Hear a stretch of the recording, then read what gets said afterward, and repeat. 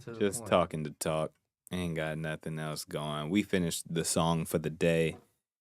Yeah, February flows, forever flows, 2026, a Wolf and Castle joint. AG Dynasty cooked up a beat for us that went crazy. I wanted to throw a Wolf and Castle. Zay because popped up in the building. Yes, sir. So we just here,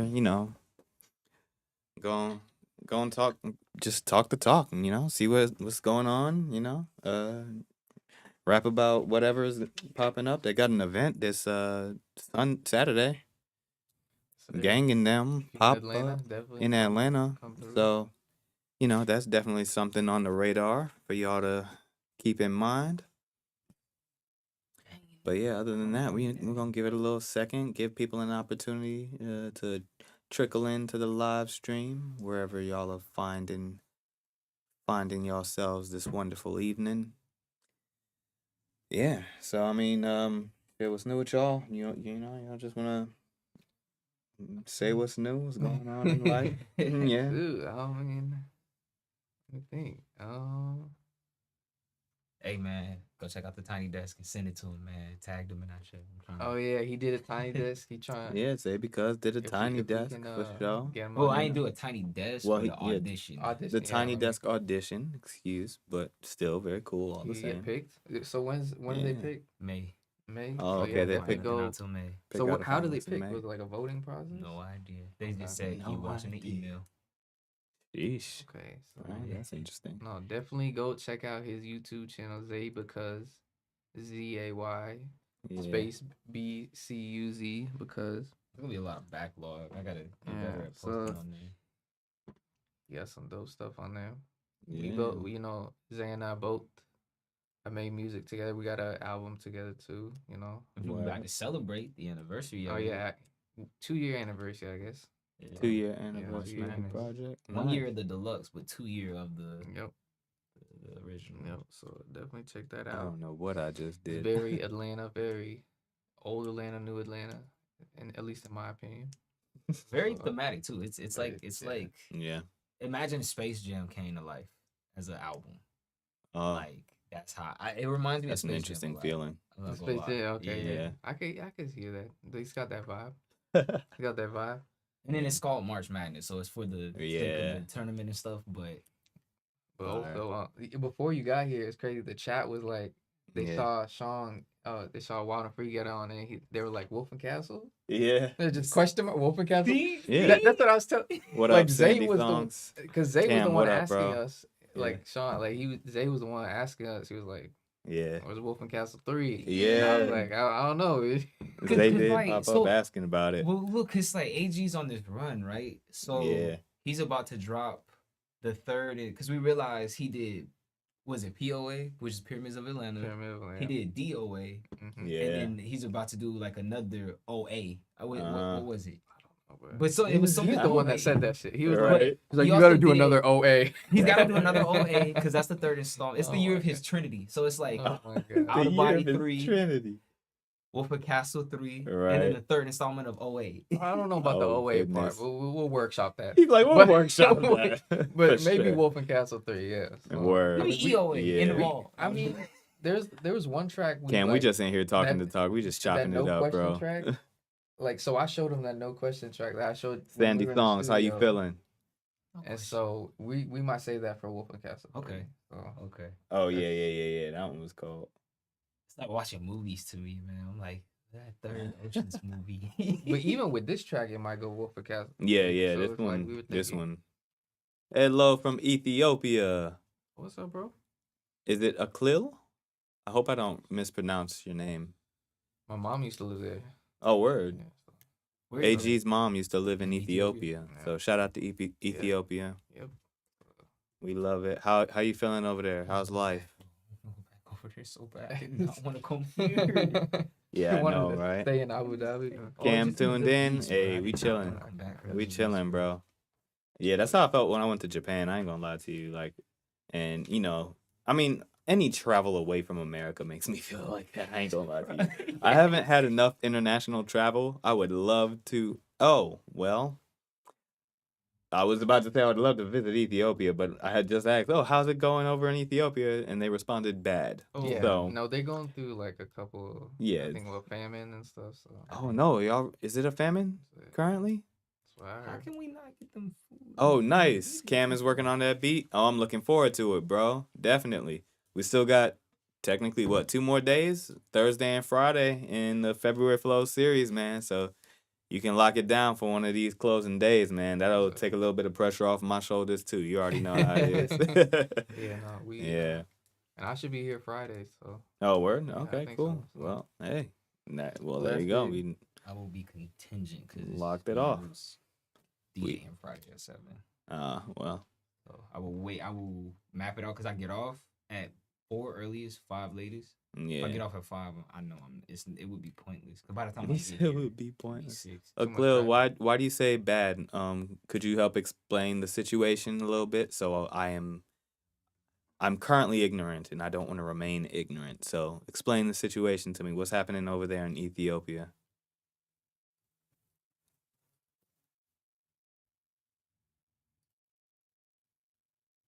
Appreciate you tuning in on YouTube, by the way. Bad politics, tribalism. Yeah, well, Sound familiar. Not like everybody's. I was about to say that, but yeah, not to like we laugh to keep from crying in a way because the way America is, I definitely understand where you're coming from. I can only imagine that the severity of your situation is likely worse than what we are currently experiencing. Yeah. But the sentiment is one that is truly felt. So, yeah. I definitely hope that things turn around for you all. Tribalism is a weird challenge in an era of interconnectedness, right? Where like everybody is connected in some way, shape, form, or fashion on the internet. Mm-hmm. And I actually watched this video about it, which was kind of fascinating to me, where it's like, ironically, the absence of tribalism is kind of what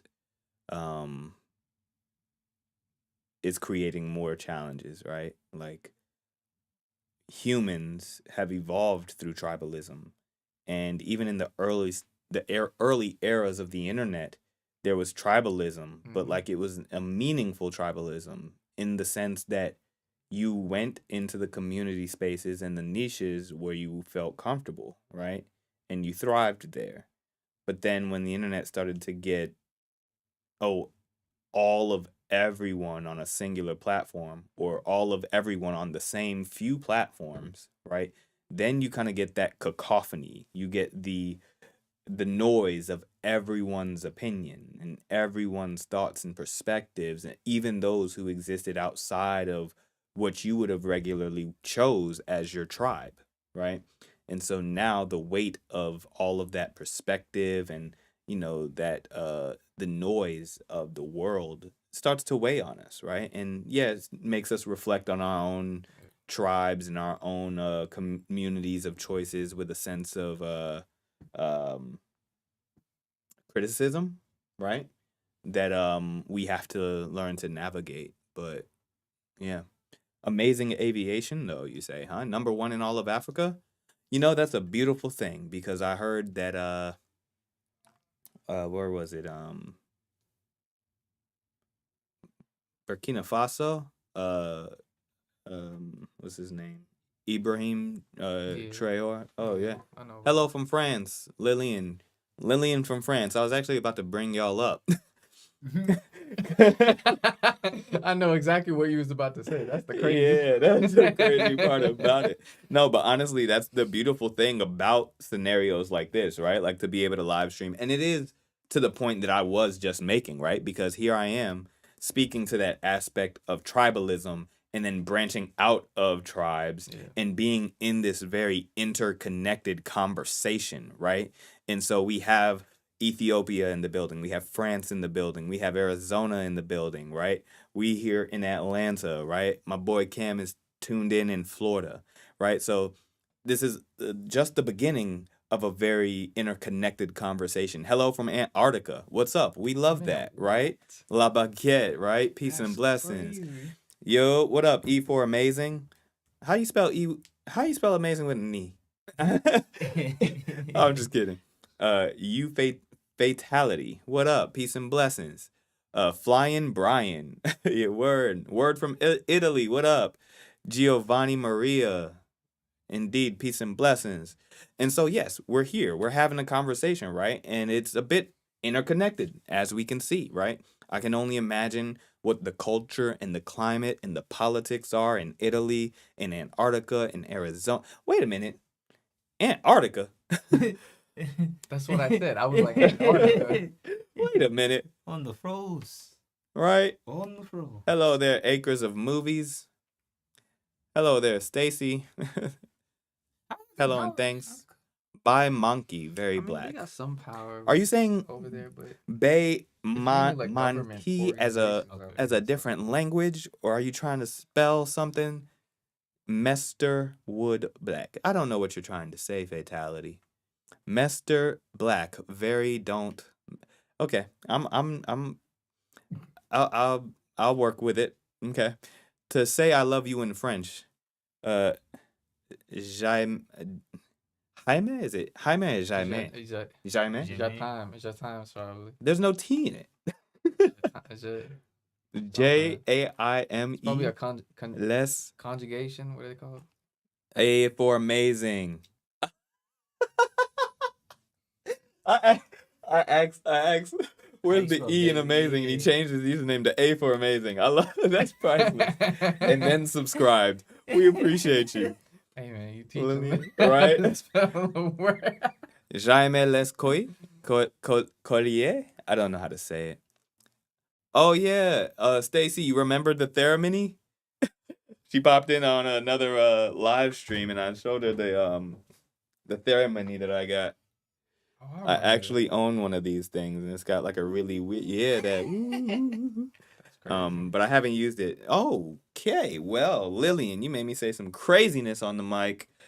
I'm not reading your French ever again.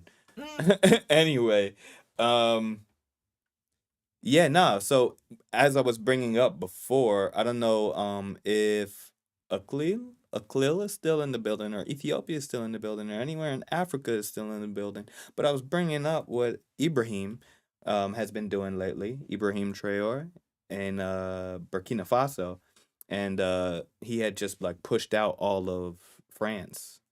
Like French, the French had like heavy influence there, colonialism to a heavy extent, and then he was just like, yeah, nah, we not doing that no more. Yeah, it was fire. You know what I'm saying? It was big respect. So, yeah, tribalism became replaced by aggressive. Were you meaning to say algorithms? Oh, thank you, dude. You are too well spoken and with nice audio for random live shorts. No, I appreciate that, Giovanni Maria. I get it. Like, imagine just stumbling upon this. Yeah, you just stumble across a good conversation. I appreciate that. Okay. Oh, so Aklil, this is in Ethiopia, right? So 83 ethnic groups, 85 languages, more than 200 animal species. Okay, I love the animal breakdown. 837 bird species. Okay, word. The origin of the Blue Nile River, the birthplace of coffee. Wait, so y'all calendar is in 2017 right now? That's intriguing to me. And I feel like I've heard that statement before, where y'all are operating on a different calendar. I mean, like, naturally y'all are still synchronized in time with us, but y'all calendar is just in a different date. That's interesting. Yeah, so it's 2017 for y'all. It's 2025 for us. So yeah, very fascinating there. Definitely. I'm changing it. You can change it back to E for amazing. I see what you did there. E for amazing. Yeah, go for it. I love it. You did a good job there. Yeah. I mean, yeah, like honestly, that's a richness of culture that you've just described there, Aklil. So yeah. Yeah, that's nice. I mean, I to your point, right? Like the challenges of political differentiation and tribalism, right? Like with 83 different ethnic groups and 85 languages, I can only imagine the kinds of challenges that can arise in such a different, not just different, but like congested cultural climate. Like that's a lot happening in one place, right? And I'm not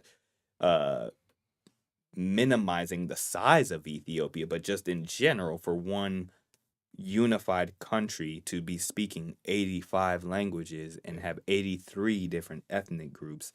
Like we here in America struggle with like maybe 4 or 5 major ethnic groups and 2 political parties, you know, like we be going through it with just that much. So I can only imagine how much 83 ethnic groups and 85 languages impact country's ability to find cohesion. So yeah, I imagine it's a little bit of an uphill battle that y'all have from here, but I mean, I'm speaking it into existence that hopefully you all find a way. Hopefully, you know, somebody breaks through like the same way that Ibrahim Traore has been breaking through for Burkina Faso. And there's another leader that I can't remember. Maybe it was Niger or Ghana that has a very prominent leader who is kind of speaking and bringing a level of cohesion to the people, right? Because sometimes that's what it takes. And honestly, it's ironically a principle I learned from watching anime. Right? Anime teacher. You can't. I'm on. That was that was the curveball. Aztec Warrior, what up? How many bodies do you have under your prison name? Is it good? Yeah. I don't have a prison name. I don't know what Netflix. You mean by that. Oh, Netflix is picking up like. I ain't never been to jail, man. Okay. Just because I'm black, that's racist. No, That's crazy. What did he say? He said, "How many bodies do you have under your prison name?" Gosh, right? Oh, is this better? Sure, E for amazing. That's dope, man. 1.3 million people killed in 1 year. That is, woo, Ethiopia. I see what you are speaking to. That's a lot. The thing about this life that I try to express to people is that we should be very, very grateful for the semblance of order that we get to experience, because chaos is the norm. It is the fundamental. It is the state in which everything returns to, right? Like order is the dreidel spinning on its tip, finding a semblance of balance. But that dreidel always kicks off into some chaos, right? You don't realize the privilege you have until it's completely gone. Yeah, exactly. You don't realize the privilege you have until it's completely gone. And so, you know, there's a lot that you are expressing to us here about what's happening in Ethiopia, and I thank you for your transparency. That's heavy. I pray for your safety, and I pray for the safety of everyone else in Ethiopia. And I hope that you all find some way to have a meaningful resolution and hopefully a ceasefire amongst what seems to be internal strife and conflict. But, you know, the best I can say to you today is to just cherish this moment, cherish this day, give yourself this opportunity to find what makes joy in your life. And, yeah, really cherish that. Real Joker, what up? Peace and blessings. Real with the numbers. R341. Real Joker, what up? I pray for you too, man. Or, I mean, I say that unambiguous. Yeah. Non-gendered. A non-gendered man is what I said. I pray for you as well. E for amazing. You sound like Bob Marley. Thank you. Fellow in it. I don't know. When you say I sound like Bob Marley, do you mean like in the message or in my voice, the tone of my voice? But thank you. I guess it's a nice compliment. Civil War ethic ethnic-based federalism, the main cause. Yeah. Civil war and ethnic-based federalism. Okay. Molly's dad was white. Yeah, no, a clip, huh? I said I have to remember sometimes that they could have meant speech because Bob Marley's dad was like European white. Oh yeah, no, for sure. He was he could switch. Full blown switch. Yeah. Yeah, Cam, you are absolutely right, bro. Appreciate the simple things. It's a tough. Yeah. Cam is sending you some love to Ethiopia. And pardon, I thought I had this the chat screen going too on this side. Hold on, let me see if I can add the chat in here as well on the vertical feed. Are you streaming live to TikTok too? No. Why am I not streaming live to? Oh, because you have to have a certain number of followers in order to do that. If you are interested in doing it, it's a certain number of followers, but that's not all true. Jamor just unlocked his live, and he's doing this similar, but only exclusively on TikTok. But he can pull you into there, because what they do is they do like Clubhouse. When you're on their Clubhouse, that still counts as you live streaming. So if you do a certain amount of hours with other people that already have views, those views count as your views. And so the viewership also can unlock the live account. Got you. Okay, that's interesting. Well, you learn something new every day, right? All right. Yeah, it's worth checking out. Now I'd have to get Jamor to introduce it because I dabble, just but I know somebody that does. Yeah, just keep me informed. I have no clue how to make sense of that stuff too, or the TikTok stuff. I've tried a couple of times, but TikTok is sometimes the bane of my existence. I understand. Right? Bob Marley with a Bob Ross voice. Whoa. That's priceless. You don't know him. Yeah. Dog, that's crazy. Do you do reactions that get disrespectful? I mean, I don't. So this is this particular moment is new for me in regards to the dynamic of this current chat. Just talking to talk with y'all. I just started live streaming at the beginning of this month. And the reason I started live streaming is because I was creating a brand new song. I am creating a brand new song every single day for the month of February. And so we are on day 26. I wrapped a live session earlier that went from like 2 to 6 o'clock where we were creating a new song. AG Dynasty, who y'all see sitting right here, produced the beat. Zay Because right next to him, right? So we were, just working on some music a little bit earlier. I did the performance recording, and then I sent that out. And actually, now that I'm saying that out loud, I should definitely make the post as well with the video content.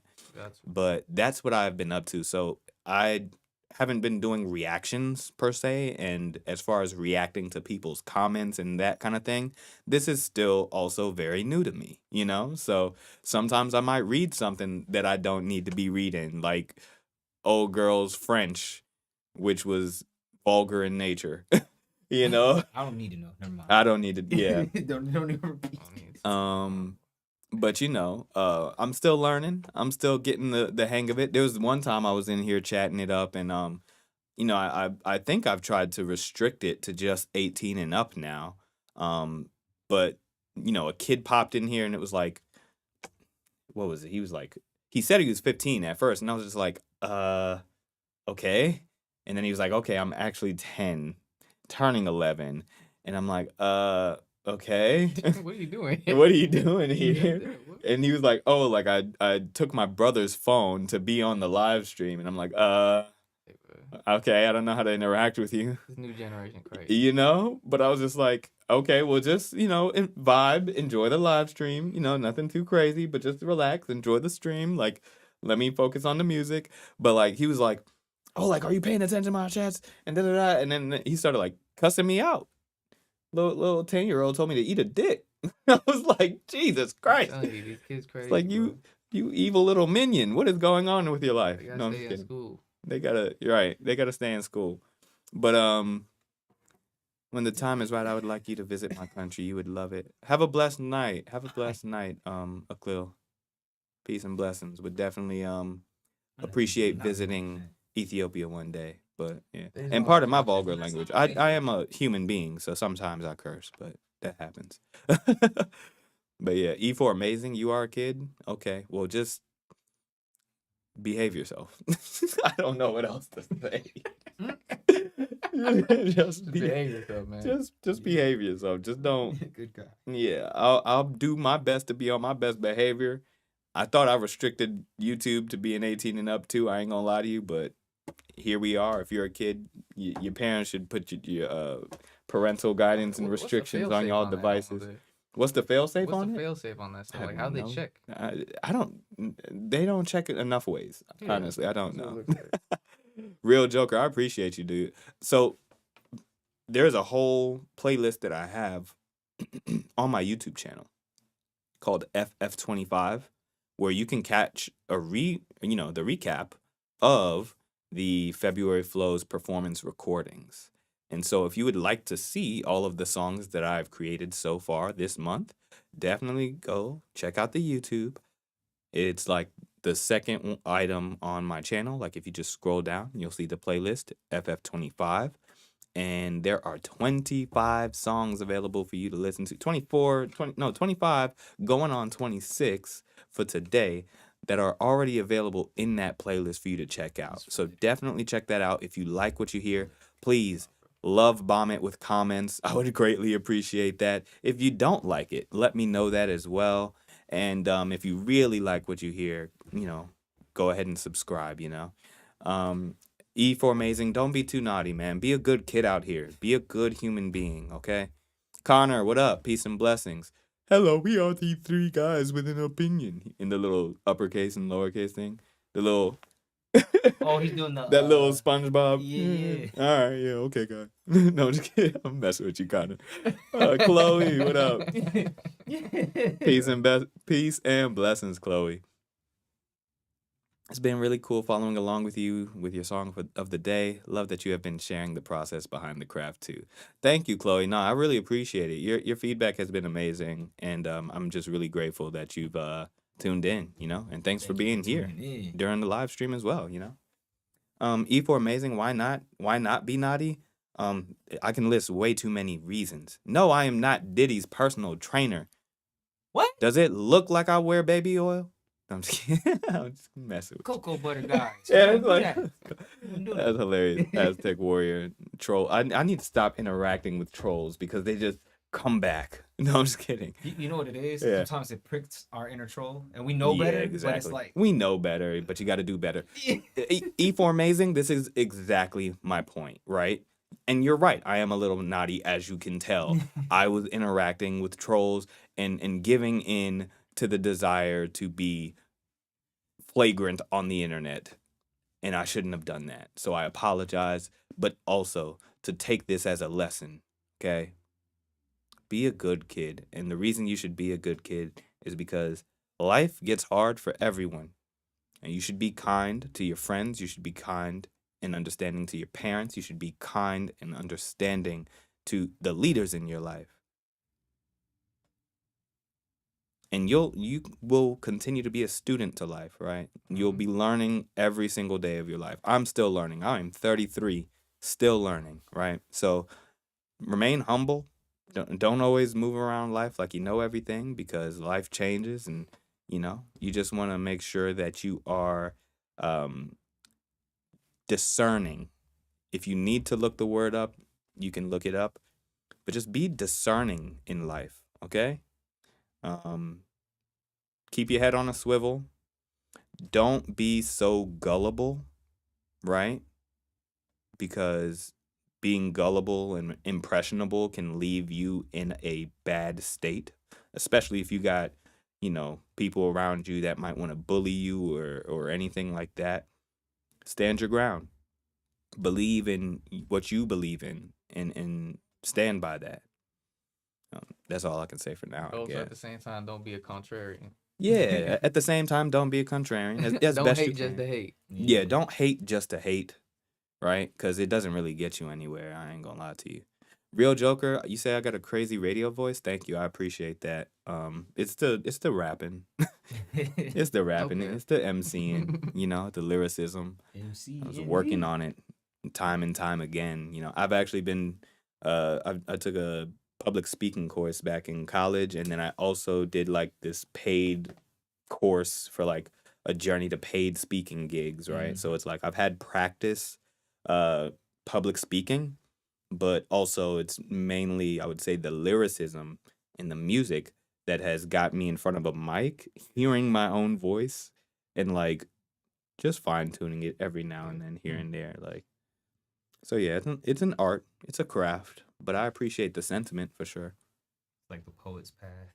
Yeah. That's all it is. That's all it is. Y'all was popping in from all over the place. I still got to figure out how to see the chat from X because I don't know how to, but yeah. Ah, man. What's new in life, y'all? What's going on? What's going on? Man. Nah, nothing. I mean, NSEG is going well, bro. NSEG is going well? Tell the people about NSEG. How do I start? Basically, we are like we call ourselves the NCAA of the music industry, but that isn't completely the entire story. You know, we want to create a pipeline, an avenue for artists, for students, and for people who want to make music that, you know, that gets them off the streets, you know, that actually gives them a right path for doing this. And so we've been around for like 10 years, you know, here in Atlanta. We got different chapters. Word. You know, I'm one of the co-founders. We started it at Georgia State. You know, we got chapters in the AUC, you know, Kennesaw State, Georgia Gwinnett, you know, places like that. Yeah. And so like that's the idea, is just like that, to make the music industry less nebulous. You know, when you get into it, because it seems like a lot of people, they aren't taught well, so they get exploited. So true. That's basically the sound of it. That's true. Yeah. I wish I had. The simple version, yeah, exactly. It's one of those things I wish I had. No, it is the NCAA. Sure. I'm gonna tell you, me personally, it is the NCAA. No, it is. It's just like that. If you know the basis of why the NCAA exists, it's because the government needed to regulate the fact that people were playing unrestricted in football, and people were dying from improper conditioning in football. So literally the same way is to take kids out of the street life, the glorification of that for music. For sure. It's to save lives. And essentially the NCAA was created to save lives. So that's I would definitely consider NSEG up there. Like yeah. Now, as far as the whole structure of the organization and its purpose, its mission, it's top tier in my opinion. You know, just like conceptually, it is right where it needs to be, right? Because it's one of those things where ain't nothing new under the sun, right? But the best things, like, you know, the book is like, oh, great artists steal, that kind of thing, where it's like conceptually you all were able to capture something that is proven, right? Like a model that was proven, and apply it to a sector where it was completely absent, right? And then take that leverage and with the remixing of the concept, really introduce something that can galvanize the youth to really be in a position of power and autonomy in the music industry, which, you know, like y'all said, is unheard of. It's, you know, never before seen in the way that music works. To piggyback off of that, like, the idea is that we want to make school cool. Like, the idea is, like, people think this music shit, like, no, you gotta, you know, you gotta do the street stuff. That's how that's cool. Like, you know, you gotta get the jug. Like, that's cool. Like, there's nothing cool about that, bro. Like, and so we trying to, like, go into prison. There's nothing cool about that stuff. So, like, the idea is to, like, make school. So if you want to do music, you come to NSEG, go to school. You know what I'm saying? Like, well, also to create opportunity and option for that, because like you can get a scholarship. You could come from like the hood. You could come from a impoverished environment. Still make it in the NFL, make it in the NBA because of your skill set and talent. Yeah, but for sure.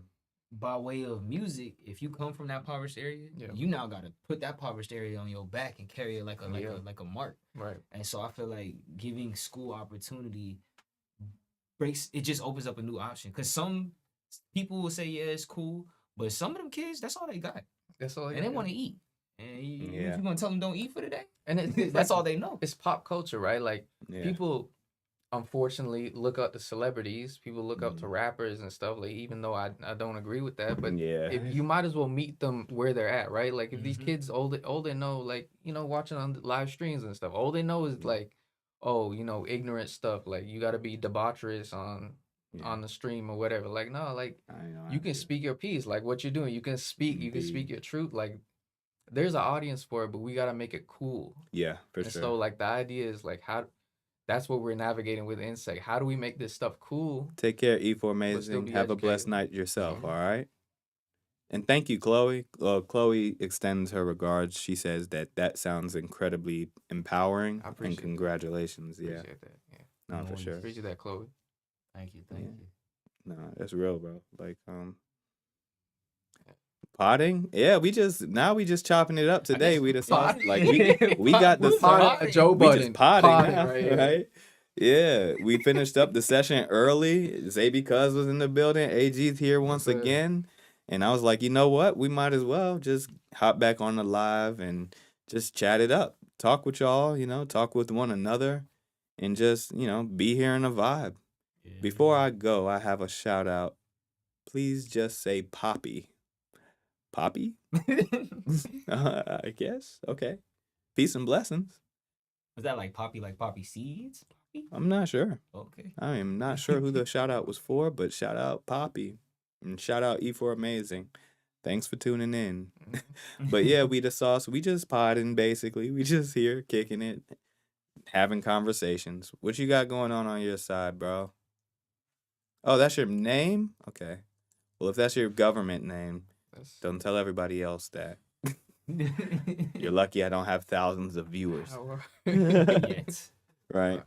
No, I'm just playing. It's okay. I mean, there's enough human beings on the internet that maybe somebody else has your real name. Just don't tell anybody your full government name. Don't do that. Yeah. Just got back from shooting in the backyard. Nice. You got a range set up or just free range? It was like a range? Oh, I'm sorry. You can hear him. Oh, they can, okay. They can hear. Is they can it hear. Like you built a range or is it just free shot? Oh, basketball hoop. Oh, okay. My bad. You I heard shooting in the backyard. We're in Georgia. That's how ignorant. Oh, it's gotta be the gun. We gotta be shooting them. Because he said the backyard. I forget that you can also still have. Mine's in the front. It's like, oh, that's gotta be the gun. He just shooting. He said, that's gotta be the right. He said he didn't say I just got done hooping. He said I just got done shooting. The way he said it was it's colloquialism. You know what I'm saying? Maybe it's just. We from Georgia, man. That means something. That's hilarious. He said right to violence. No. That's not what I thought. I said rain. That's why I had the questions. I'm like, hey, what was you back there shooting? Believe it or not, these were concerns. We were going to get there. E4 Amazing said, you with the green hat, I'm watching you. Yeah, I'm watching you. Hey, that's hilarious. Watching you. We just a little bit ignorant, man. That's hilarious.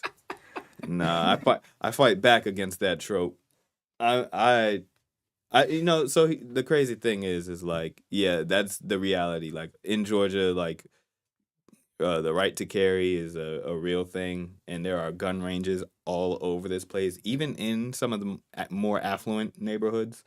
Like, and I wouldn't even say I live in an affluent neighborhood per se, but I am out of the way in an area that would have traditionally not been seen as one of the more there was a golf course on the way here. Yeah, exactly. There's a golf course like which we shot a music right over video. there. We shot a music video on that golf course, but there's also a gun range. There is also a gun range right there. Yeah. Like everywhere. So that's just kind of the nature of Atlanta and Georgia, I would say. I'm not gonna care. But yeah, I don't I prefer not to. I mean, y'all don't know what I do. My bad. Yeah, exactly. Yeah, you don't know. Yeah. I plead the fifth, but I'm not. I've spoken my piece, I think, in music frequently enough throughout the years. But yeah, no, I think that I mean, the world is crazy nowadays anyway. So I mean, I don't hold it against anyone that wishes to protect themselves and their family, and they do it the right way, and they are you know, conscious and mindful of how they carry. But yeah, you know, it's crazy times we're living in, and you do not know who you're dealing with out here. So sometimes it's better to be a warrior in a garden than a gardener in a war. I mean, here's the thing, bro. I always tell people, I'm pro-gun, but I'm anti-Second Amendment. Because like the idea is like the Second Amendment, that was the Quaternary Act, right? Like they were carrying guns because they was fighting the British. Yeah. Like they had there was war zone like in this land when they were doing that. You know how long it takes to reload a musket? You gotta put the gunpowder in like. So now I gotta run over here, Bob John's musket.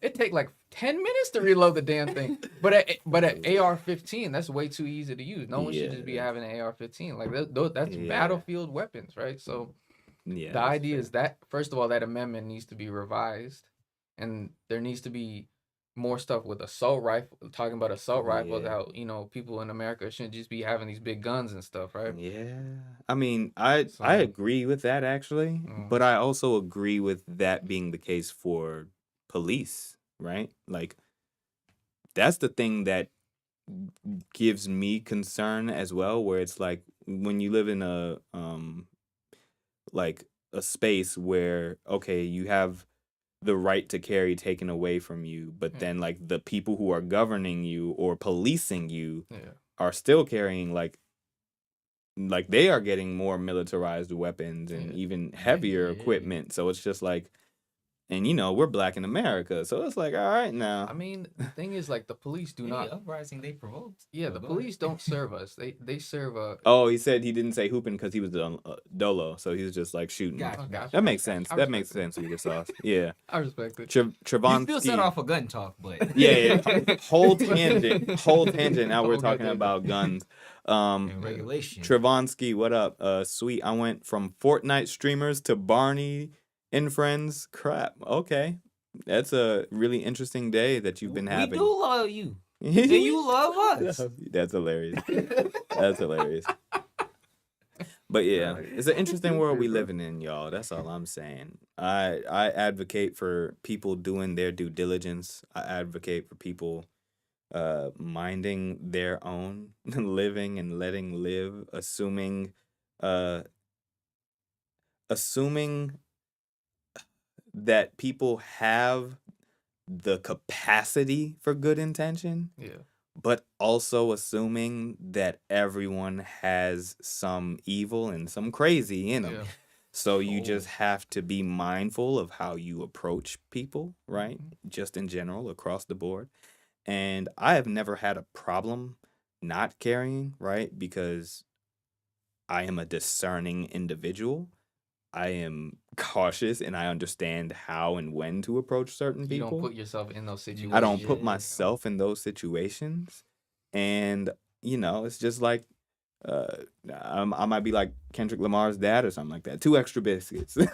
If I got the chance, I'm going to be kind. I'm going to do a nice gesture, but I will keep myself out of harm's way as best as I possibly can. But, I understand the world we live in. I was gonna say I personally don't carry for 2 reasons. My grandfather always said, "Live by the sword, die by the sword." Yep. But also, I've personally witnessed firsthand gun violence. Oh yeah. I don't want to attract that. Exactly, and so that point that you just made was a big factor in like why I decided not to. Right, where it was because when you carry, you're shifting your mindset into one of like paranoia of like I always got to keep it on me, and like like this whole situation, it's like this person might murk me, like I need to be ready to fire at them before they fire at me, and it's like you really putting your mindset in a state of hyper paranoia. And for me that's just like I wouldn't want to live that way. It's the same reason why I don't watch horror movies. You know what I'm saying? Like I just don't want to self-inflict or self-induce horror. Why would I want to self-inflict paranoia? You don't do A24 either? Not really. Doesn't only make horror. They don't just Well, but if I watch Sam, what up? Film, not like theirs. It's always what is A24? What is They're a production studio. I'm sorry. I knew they're a production studio, but like what horror movies has A24 done? I thought they did that like Civil War-ish kind of movie. No, they have a whole. They got a whole catalog. Okay. So they did. But it's like anime style horror. Why did I never know that? I think my mother is calling they did Hereditary. Hold on one second. They did Hereditary. They did. Let me talk to my mama real quick.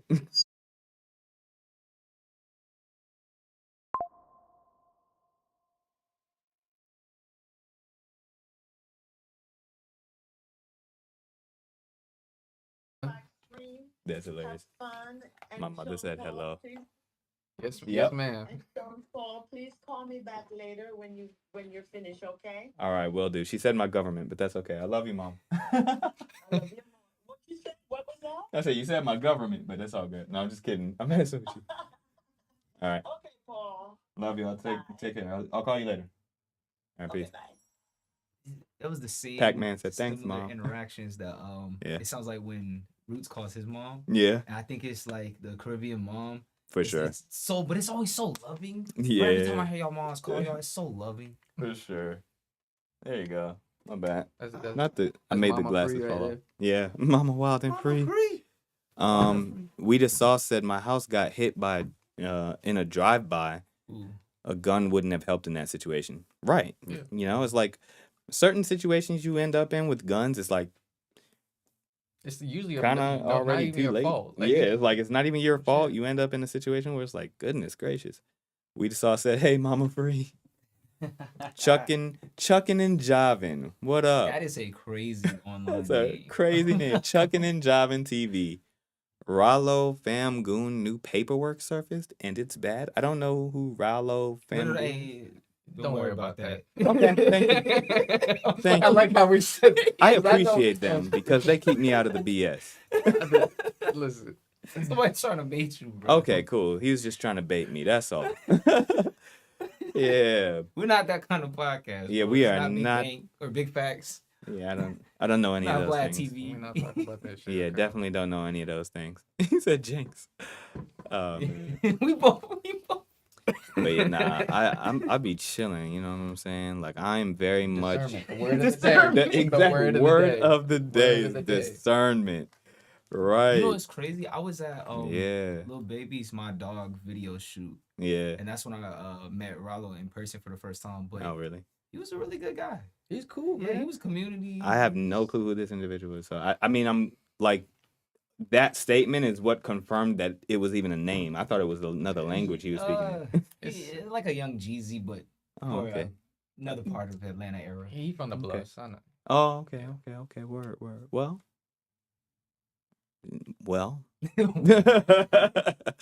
Okay. Fair enough. No, what he was saying though, don't worry about that. Oh, okay. He's trying to bait. Okay. Well, I won't take the bait. Yeah. I won't take the bait this time because y'all help me. Sometimes I'm too gullible for the bait because I just be reading the stuff out loud. I need to have more discernment. or maybe don't read stuff out loud. Just don't read it out loud. Yeah. For sure, that's what we learned from the French lady. It's all psychology, bro. It like is. These streams is really psychology. It is. Like they understand human psychology. Be like, I'll read anything that comes across. Yeah, because it's like they realize when you're in prompter mode. So it's like, right. Teleprompter mode, we got him. We fucking got him. That was what's his name? Drewski. Yeah. Man. But yeah, nah, it's, we just vibing. We just having a good time talking a little bit, chopping it up for a little bit. The stream went well today. Actually, I keep saying I need to make the post, and I just don't make the post. So I'm going to start making the post now while I'm talking to y'all, just to make sure that I get that done. But yeah, we cooked up something cool. W stream, man. Definitely appreciate that, Pac-Man. That wasn't a gang sign, right? That was not a. I do. I throw up the W for too. Exactly. I throw up the W's for Wildenfree. I throw up the W's for Welll, and of course for a W stream. We're gonna take that. You really are the wellness king. Yes, sir. I appreciate that. Like you really are. That.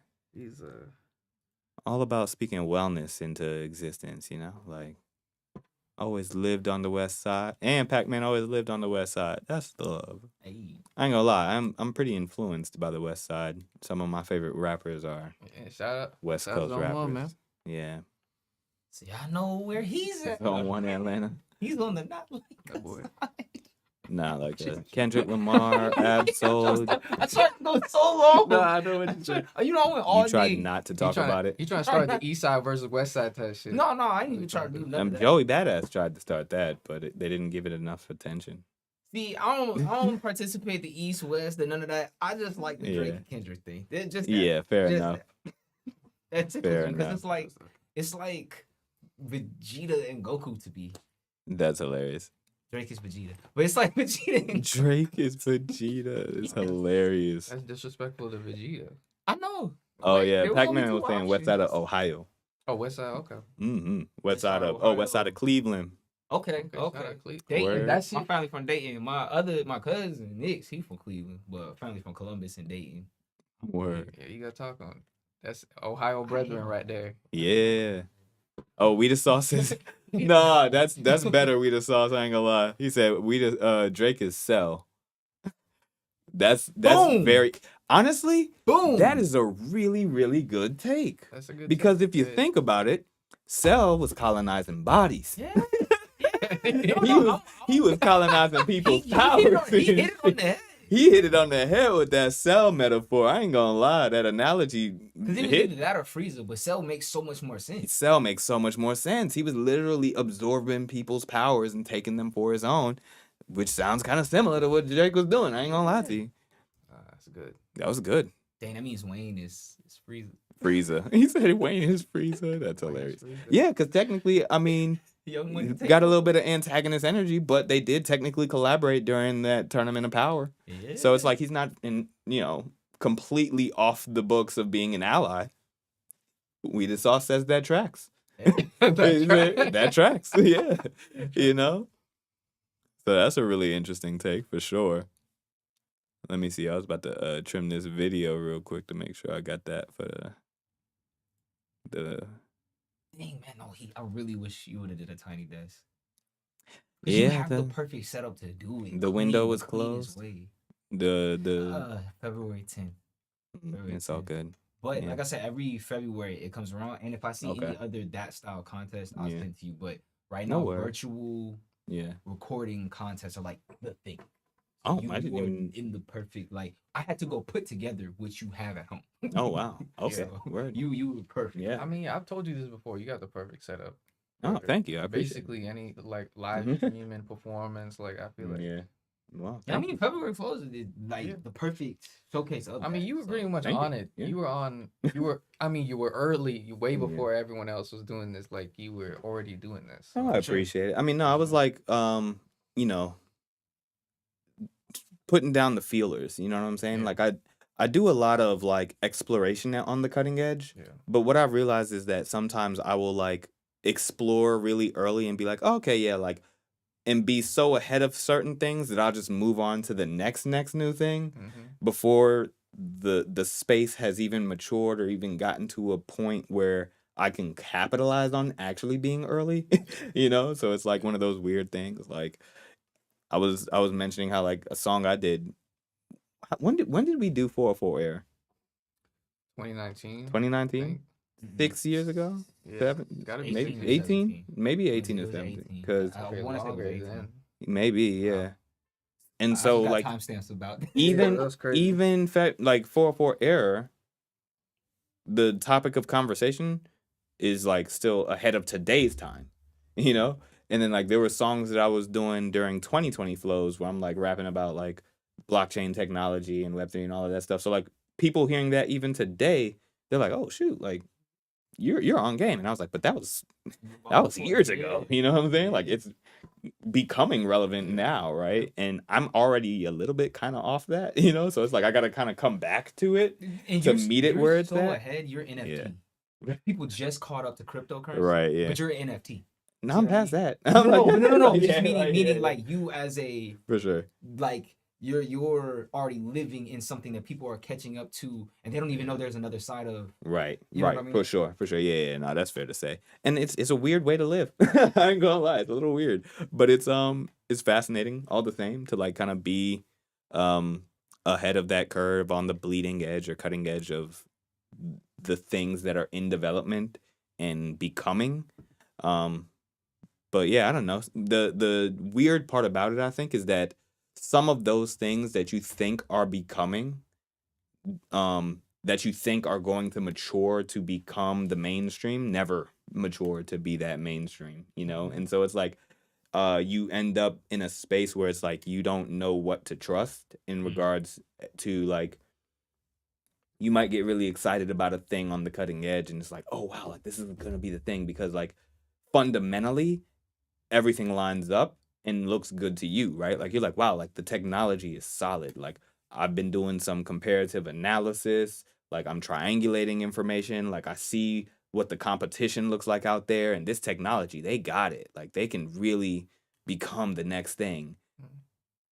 And then something just doesn't turn over and it's like boom, they're gone. Just and it's like, oh okay, well. Speaking of, where is Novation? The company? Yeah. That's a good question. I went to look for everything. It looked different. It didn't look like. Thank you, Pac-Man. He said, I used to say Future was Goku and Thug was Vegeta. Oh, that's an interesting take there. Goku, Thug was Vegeta. Future is Goku and Thug is Vegeta. Future and Thug don't hate each other like that. He said Future and Thug don't hate each other enough. Yeah, because there's a hidden rivalry with Vegeta, and I guess so. There's no rivalry with Thug and Future. Yeah, there's really no rivalry. Okay, interesting take. All the same. All right, yeah, no rivalry there though. It's all love. So maybe more like Goku and Piccolo. I don't know, maybe something like that. I don't know. Maybe. Or Trunks and Goten. That's closer. Yeah. Trunks and Goten is the closer one. Yeah. I'd even say I appreciate I'd say Gohan and Trunks. In a way, I feel like Future still has that mentor. Yeah. That's a fair consideration. Older, so yeah. Like Future Trunks and Gohan. Yeah.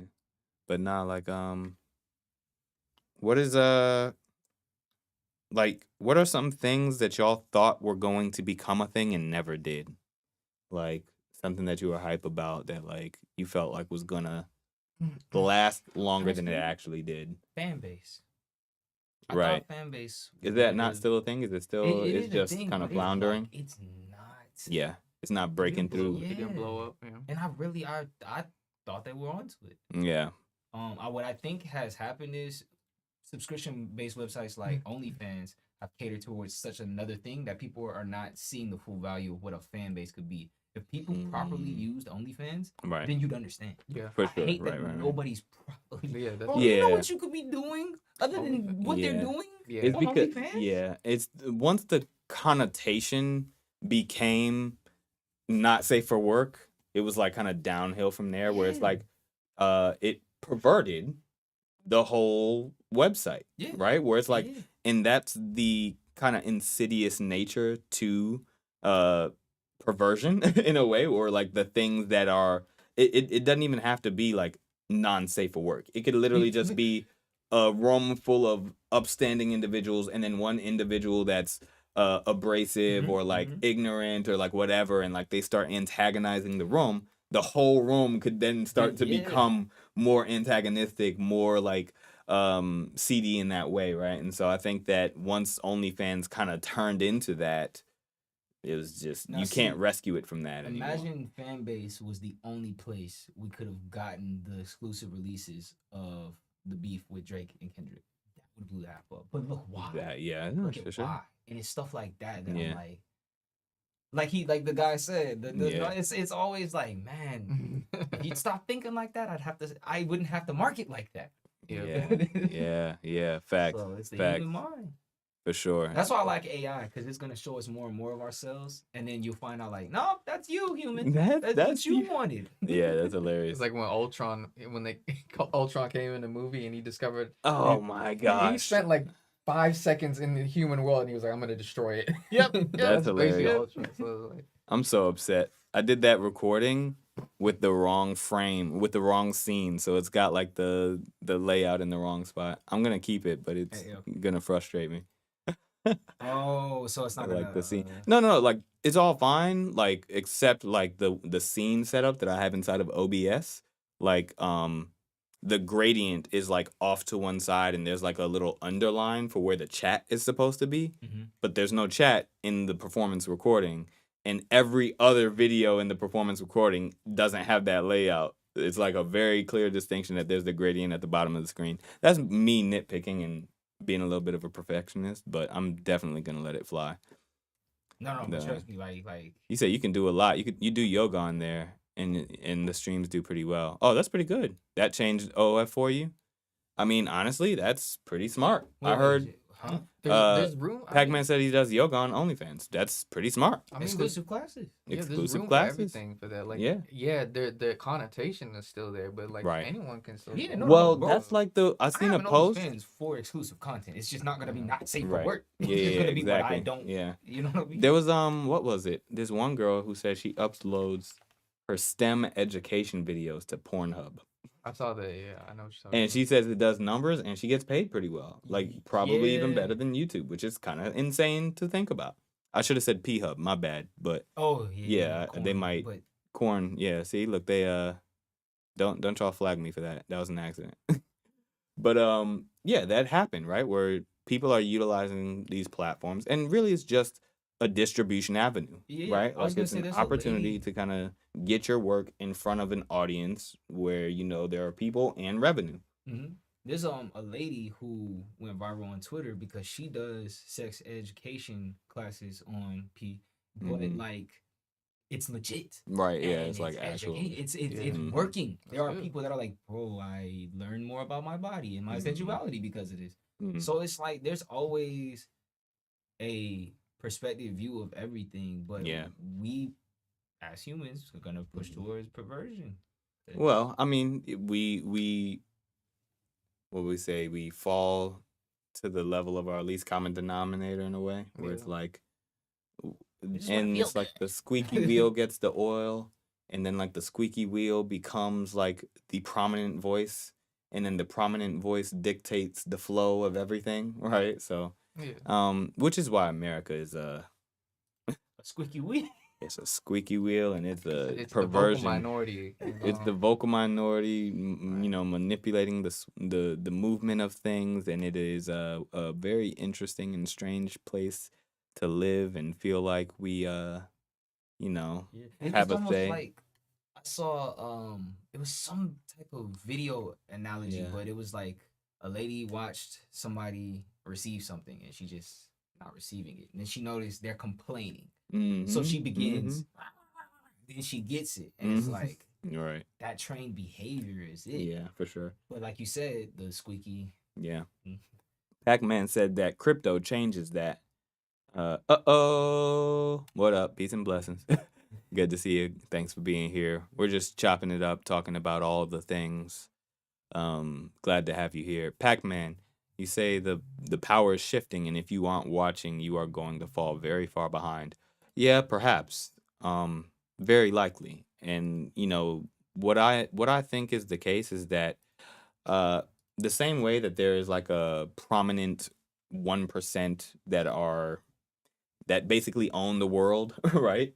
There is a prominent or a non-prominent 1% that just fall off the face of the earth and do what they want to do, right? Like there are the sovereign individuals that just go off grid and does not care about the way that the world is moving. They don't care about the politics. They just mind their own business, cultivate their own soil, grow their own food, and live a good life, right? And it's a challenge to get there, right? Like there are a lot of things that one has to do to become a sovereign individual, right? I've kind of looked into it already. It's kind of insane. But some people are willing to break through that those hurdles, to overcome those hurdles. And on the other side of that, you have a freedom closer to what is true freedom to you, right? Whereas like here in American society, and even with crypto, sadly enough, people are still so like we are beholden to this system that we exist within, right? People take for granted not just the conveniences afforded to them, but their addiction to those conveniences, right? And so once you start to provide people with an opportunity to rescue themselves, if they realize that it's going to cost them their conveniences, they will say no thank you. Or say, better yet, bring it back around to me when those conveniences are in place, right? And so we're actually seeing that happen right now with crypto, right? Like, that's why we have like this crypto technology becoming more centralized by the day. Yep. Right?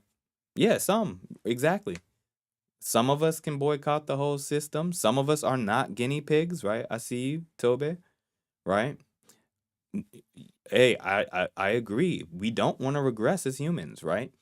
And the broad scope of it is that we're not. I do think we're doing our due diligence, right? But the thing that we have to recognize is a great quote. It's the man who understands life is the one who plants a tree whose shade he'll never sit under. Yo, yes, yes, right. yes. No, yes. Yeah. Because like, if you're doing it for instant gratification, bro, I'm doing stuff. I don't care if I see it or not. I just want to play. Right. Bro, yes. Yeah. I never knew there was there's a quote for it, bro. Yeah. There's a quote for everything, man. Right. Yes. For it. But that I live by that, and when I learned to live by that, when I stopped wanting to see it for myself, yes, then I began to live, bro. Yes. When I stopped having to see it for myself, exactly. I was like, yo, that can't be it. And that was the key. I've never been able to tell anybody like the secret that opened my mind, bro. But that was actually the one. Word. Yeah, it's a great gratification. Yeah, and so like beyond the instant gratification, beyond the longevity of your own life, right? Like thinking about the broadest arc of the human experience, right? Like there was another who is the author? I cannot remember their name, but it was so prophetic and a very clear and succinct way to look at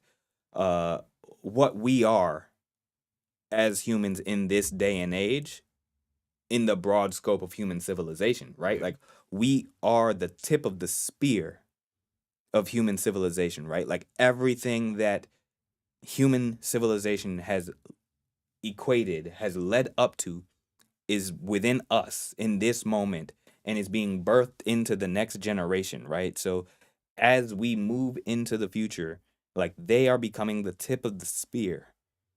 And that continual process and us removing ourselves from wanting to see the results is really where the manifestation of all of the work we are doing right now will inevitably show, right? And so I think the work that's being done in Web3 and with crypto and decentralizing, it's important work and it absolutely has to be there, right?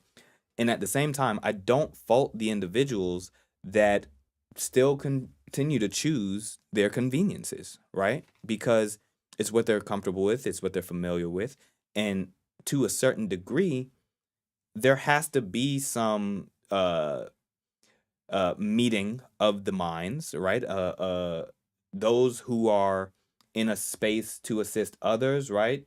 Has to extend the hand down, and those who are in a space that need help have to have the willingness to extend their arm up, right? But there has to be some kind of meeting in the middle of all of that, right? And I do think that meeting in the middle, as it pertains to crypto and Web3, is that, okay, some of the things will end up not being the decentralized ideal that we envisioned. It might be a bit Web 2.5, it might be a little centralized, but it'll start to introduce the benefits that will come with true decentralization in the broadest arc of its manifestation.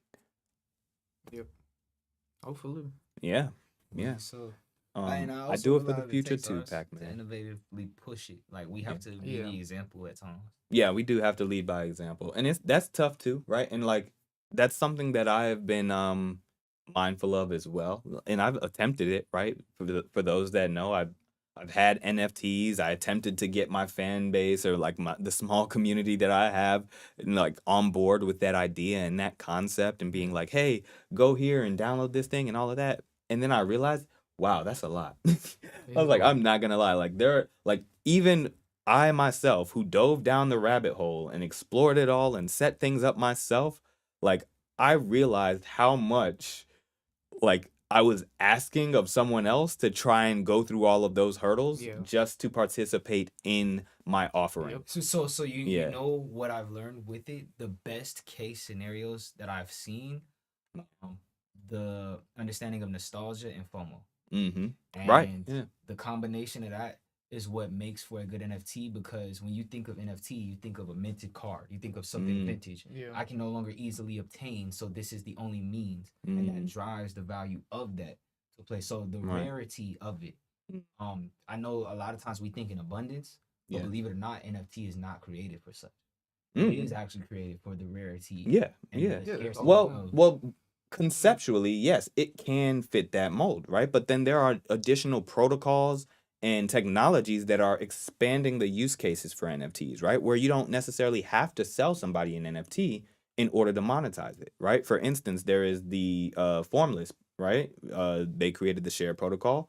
You can effectively lease access to what you have minted as an NFT for ownership of that asset and for the smart contract functionality to allow pass-through income, right? And so I can create an access point for people to say, hey, just go click on this link, and you don't even have to worry about anything Web3 related. You can just use Apple Pay, pay $1, and gain access to this song for the day or a week, right? I can define both the price point and the time that they have access to it. And they never have to deal with the complexity of AI and Web3 and all of that. So, Dakari, what's up? Peace and blessings. So that's something that I feel, it expands upon all of the technology in a way that is aiming to make it more accessible for everyone, right? But at the same time, there's still many silos that are created within that experience. And also, inevitably, what it does is it fragments the experience from what the original ideal was around Web3 and decentralization and all of that. And so that's where the caveat is, right? Like, I do think that there's many benefits, and Web3 technologies and all of that will find their way to everyone in a way that may be unbeknownst to them, right? Like, they may not even realize they're taking advantage of Web3 related technologies. It's just going to be kind of sewn into the infrastructure of the internet. But by the time it has done so, those with the biggest bags and those who are playing the biggest middlemen will be able to kind of reap the rewards of setting up that infrastructure and providing the masses with the conveniences they needed in order to interface with that experience. You know what's interesting? I'd love to see a music festival use it. Yeah, because they have the best means. You're all internal. You can then turn whatever currency like, okay, let's say I bought a ticket to one music fest, but the ticket itself was an NFT. Then that NFT I could use as trade value while in this park environment where other people who have the same coupon, you know what I mean? Yeah. But then on top of that, I could use it as the leisure to pay for my food, pay for my I'm checking drinks. it now, Pac-Man. Yeah, it's definitely already happening. I wanted to let him finish his thought though, because I like that your mind is already going there. You know what I'm saying? It's like that's the kind of thing that happens when, like, the concept of an NFT has permeated around your consciousness for a little while now, right? And it's like those kind of ideas and associations with what the technology can do start to percolate to the top only after the time it is taken for it to kind of to be around your consciousness, Like the idea is that, with any technology is you will always have bad actors who would try to use it to scam people and stuff. Yeah. It takes time to get past that to see the real. Right? It's like a diamond in the rough, right? Like for me, at first I didn't like NFTs, but I still like researched some of it. I have NFT songs and stuff, but it never hit the same as like, I don't know. Let me just put this on Spotify, bro. Like it's just not we're not there yet. Yeah, for sure. So it's like, and I feel you. NFTs are a thing of the past nowadays. Nah, they're away from the like I was talking about this. I think Pac-Man and I were talking about this previously this month, but it's like NFTs aren't going anywhere, so to speak.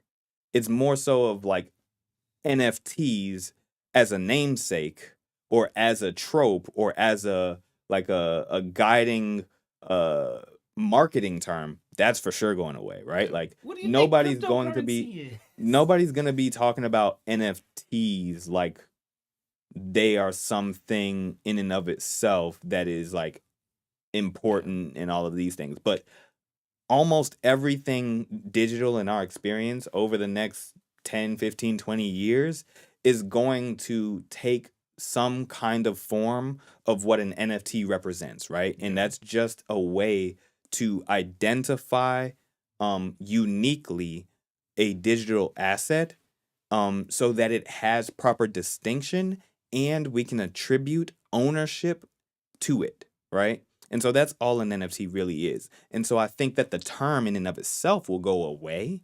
to an extent, right? It won't be utilized to the extremes of being like, the topic of the discussion, right? Or the what do you call it when it's like a buzzword? Buzzword, yeah. Right. I don't think that NFTs will be a buzzword as it was. That's dead. I agree with that.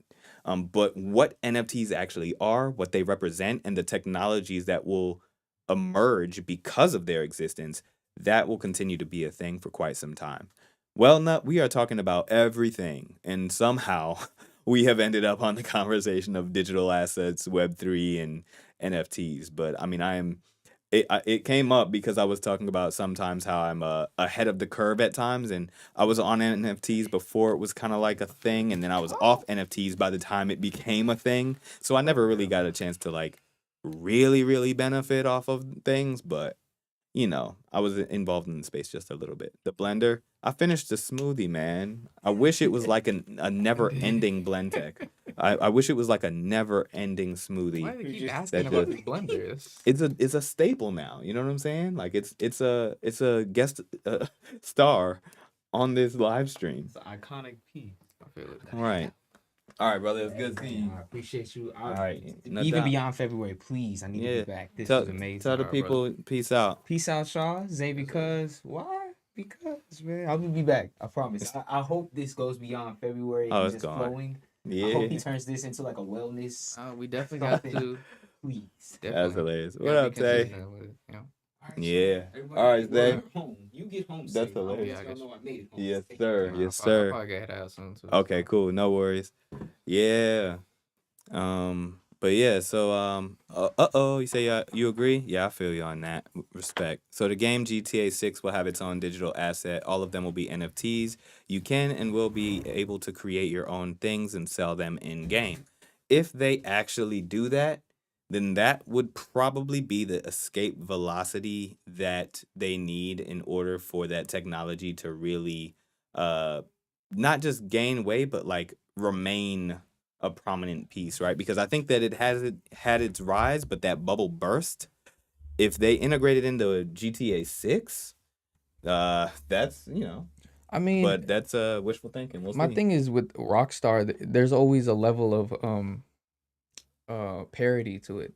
So if it's in there, maybe they're parroting it. That very act of, like you said, the very act of it being in there could be a really big deal. Because I mean, for sure, GTA is the biggest. Like when it drops this year, it's gonna be enormous for gaming. So it's like, no, for sure. Dude, I'm pre-ordering that. That pre-order link go.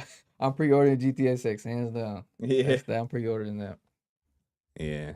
That was just the start. He says it'll be there. I don't know. We'll see. My buddy lost plenty on that monkey knot thing.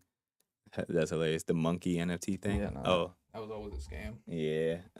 What's the one called? Bored Ape Yacht Club? Yeah. That one or I think it was that one. I mean, I know people that had made a lot of money off of that stuff, but it was a hype. It was a hype thing. Bubbles burst. It happens, and I think that, that kind of bubble. I mean, we saw it technically kind of happen with even AI, right? When China dropped DeepSeek. Yeah. The American tech bubble for AI burst for sure.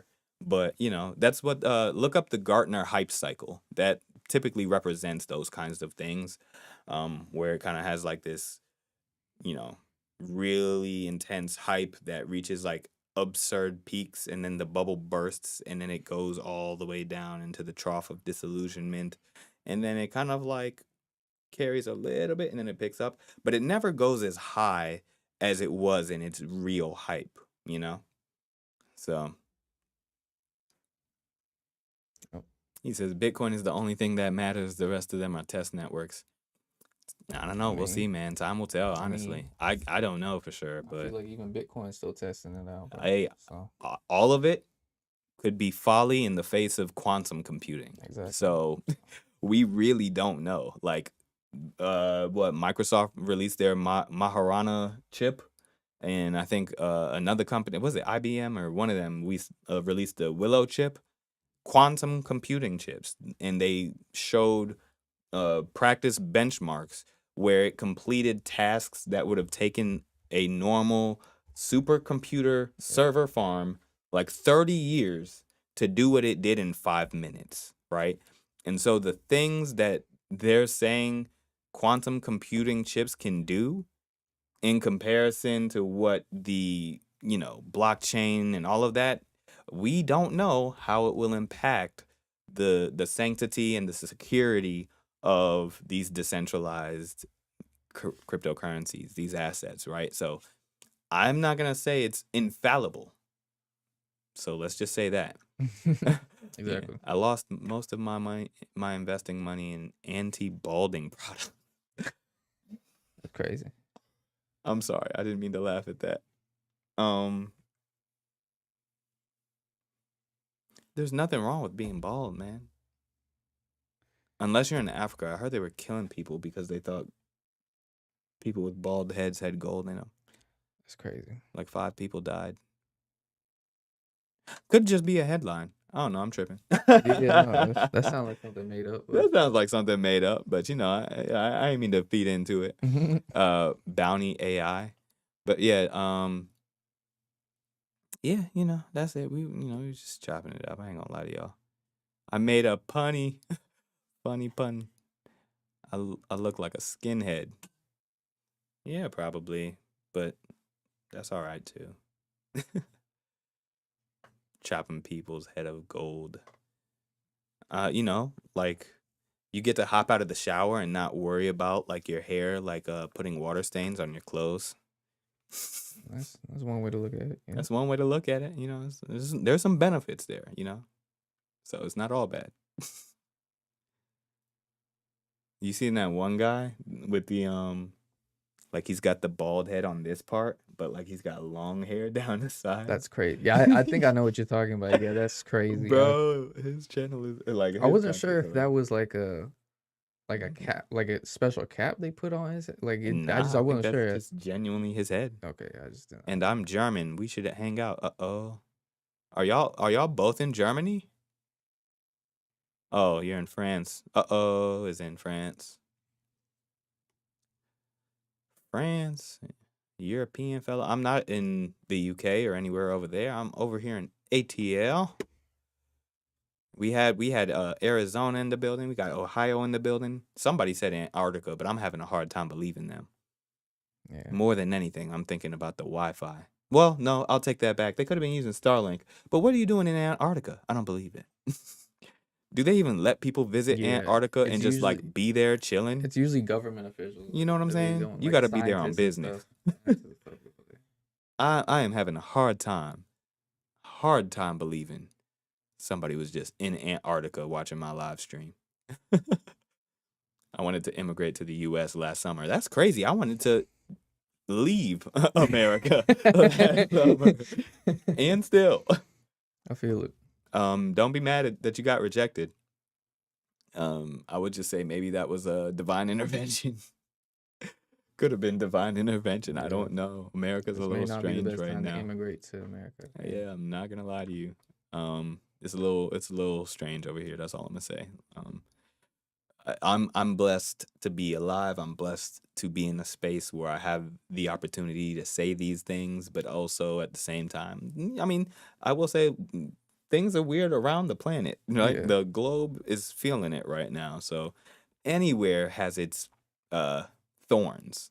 But if I could leave, where would I want to go? last year I visited Japan and South Korea, and that was really fun. I would love to visit other places. Yeah. I would like to visit Africa at some point, Ghana. Yep. Definitely. I'm sorry to say, but I hadn't really been enticed by the EU or the UK or that area too much. Like, ironically, if anywhere, I've heard nice things about Germany, which is what it is. But I hadn't really been enticed to like go to like Paris or London or that like France. I'm gonna be real with you. I've been to Paris. Yeah, it's okay. But London, I love London. You love London? London was dope. Okay, all right. Yeah, there was a moment where I wanted to go to London. There was this one woman. Earlier in the stream, I was telling y'all how like I'm a little bit impressionable. Like I guard my heart for a reason, right? But there was this one time I fell for this chick, and she lived in London, and I was like, well, shit, maybe I gotta visit London. Like, maybe, that's crazy, right? Gotta take the flight out. I might have to take the flight to London. Yeah, I would have done it too, but I feel it. I guess I took too long to reach back out there, and she stopped responding to me. It's like a couple of days. I might have got sick for like 2 weeks, and I was like on my ass, and I was like not talking to anybody. And I was like, "Hey, we should catch up."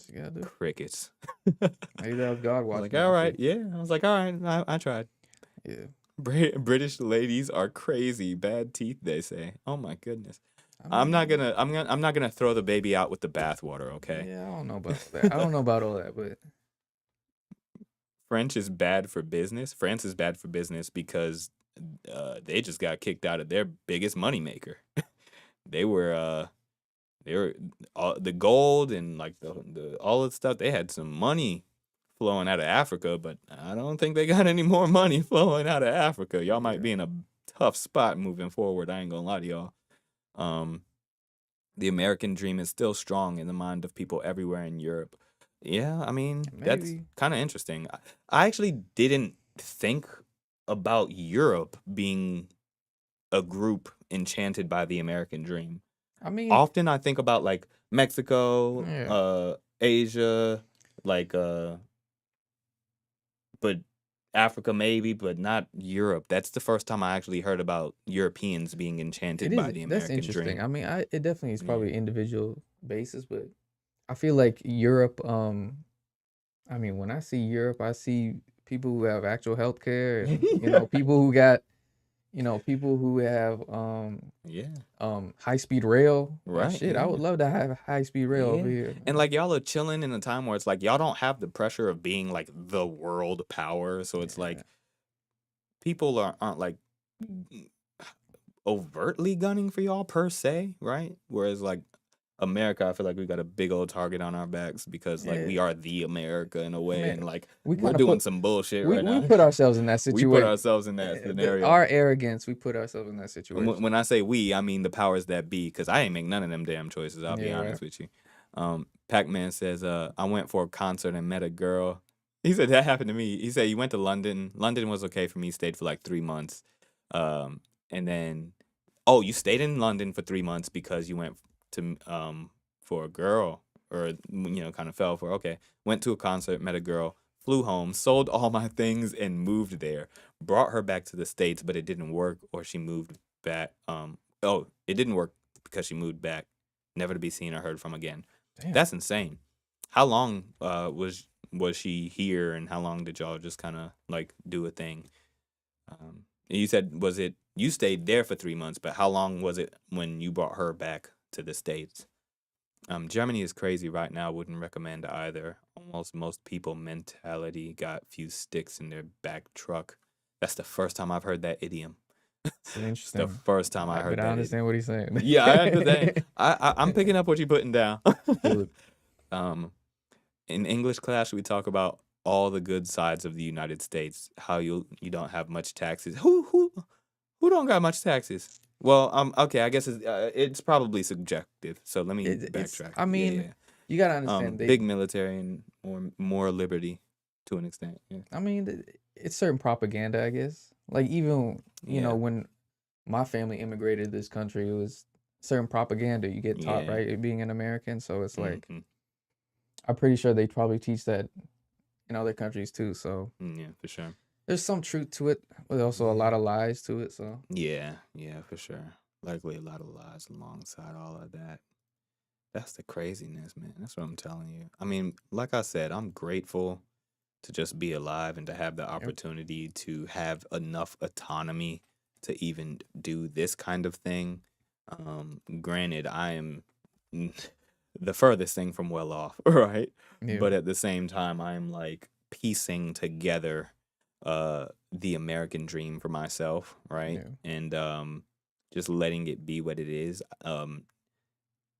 Not being disenchanted by the fact that I know it's a facade. Yeah. You know, like, which is a weird kind of thing to do. It's like, yeah, like it's a dream for a reason. Right? Like it is not reality, but you gotta keep dreaming the dream. Yeah. And like it's a beautiful quote. Actually, it was there's an anime called 87. Acres of Movies, what up? Yeah, I'm based out of Atlanta. Finished, what up? Greetings from Mother Russia. All right. Who's Snow White? I'm but hey. You know, okay. Hey. Okay, right. But it was an anime. I think the anime was called 87. Now, for those who have watched it, I haven't finished it, so don't cut my head off. But I would like to go back and finish it. But there was a scene that really stood out to me because, you know, I guess it was like an officer speaking to her captain, and she was like kind of frustrated or like trying to understand her position on everything because she's like, yo, like, you know, we have these ideals. Why are we not striving for them? Like, why are we not? Yeah. He's like, yo, like, the whole purpose, like, of ideals is to be unattainable. Yeah. Like, if we could attain them, right, what would we have to strive for? And so that was like a really interesting concept or thought to reflect on, you know? Yeah. Definitely. I mean, it's what you make of it, bro. Yeah, it is what you make of it, for sure. You said we have a American capitalism equals American drama equals capitalism drama, capitalist dream. And Europe also lives in capitalism. Yeah, I mean, I think that if a free market actually existed, capitalism probably wouldn't be as bad as it is, but free markets don't really exist, and it's pretty hectic. And the top 1% consolidated all the power. Yeah, so. They consolidate the power. They hinder and wipe out any other option or competing options as best they possibly can, or they consume them, right? Like they buy them up. And it's very pernicious. It's a very pernicious cycle. And, you know, the whole idea of us moving into a technocratic capitalist society is also a bit dystopian, bit Blade Runner, bit cyberpunk. We are definitely it's running. Like that meme of that Captain Barbosa. Yeah, it's with the but he looks like Johnny Silverhand from Cyberpunk, but he's like, you're living in the side. It was like something like you're living in this dystopia. It was like, yeah, that's what living in it right now. It's not as bad as the video game. You know, I don't know if anyone's played the video game, but we're not there yet. But we're on that pathway. Yeah, exactly. So exactly. You know, it's like, yeah, that's true. Yeah, it's scintillating, but indeed. All right, AG's gonna head out, y'all. I'll still be on in a little bit, but let me get my guy out the door here for a bit. So y'all keep chatting for a bit, and I'll be back. Appreciate y'all. All right, up. Appreciate y'all. Y'all take it easy. All right, there you go. Take care of your people. All right, bro. Take it easy, man. Sir. Indeed.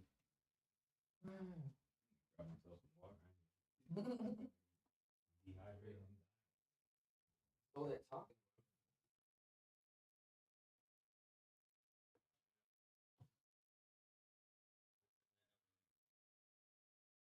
Yeah, we should definitely keep this up.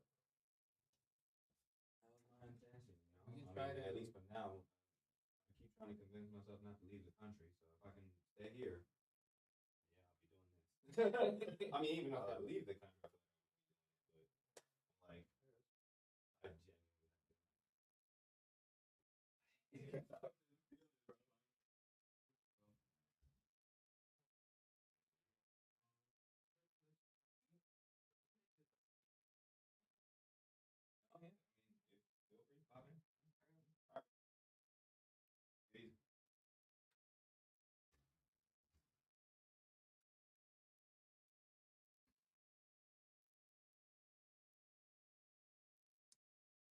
Had to get some water.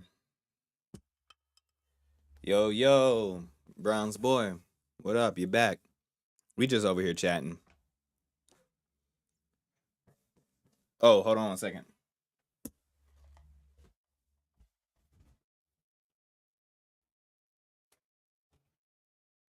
You want that flyer too?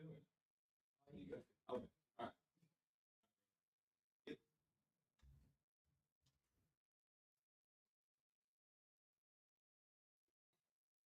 AG almost left his hard drive.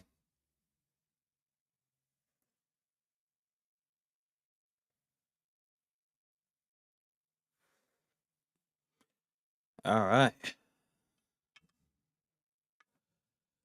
Get to control your. Okay, wait. What Acres of Movie saying? I'm trying to go back up in my little chat here. Okay, hold on. Yep. Divide and conquer, control the words that the majority can say. Yeah. A little bit worried about the future, like our past was glorious, but nowadays we are nobodies while America is still standing strong. I mean, I don't know. I think that I think it's weird that we are so wrapped up in like the glory aspect of it. Like, yeah, I guess I get the sentiment of like being proud of your nation and like that kind of thing, but like I feel like we live in such a globalized society now that we should be a little more um appreciative of the success of others, right? Like I feel like the success of my neighbor is my success, or at least that's how I would like to feel. And if we were to act as that, it would probably be nice. But, the geopolitical climate changes a lot. And, that's why wars happen, because unfortunately we just haven't figured out a way to actually support one another, right? Like it always has to be some kind of show of force or representation of power or some kind of scarcity mindset that causes us to feel as though we have to relegate things in very specific ways. And I don't think that there is any easy solution, right? Like it's not to say that I'm like, oh yeah, no, it'll be easy. Just stop all the wars. I wish it was that easy, right? But I understand that there's a lot to it. But I wish we could really find our way through it.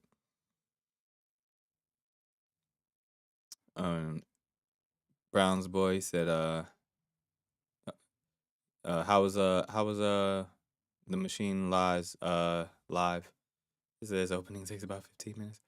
However, it's the first time since 1980 that Germany had so many voters participating. That's interesting. We're talking about all kinds of stuff. We went from like talking about the right to carry to NFTs to patriotism and nationalism and geopolitical climates, all of the things.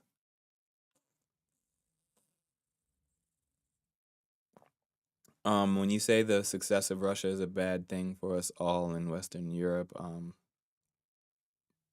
ignorant. Educate me, please. I would like to understand that statement.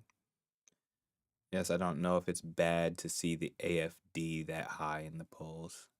War will always be present. We got lucky to live in. Yeah, exactly. We got lucky to live in peace. I agree with that, Walnut.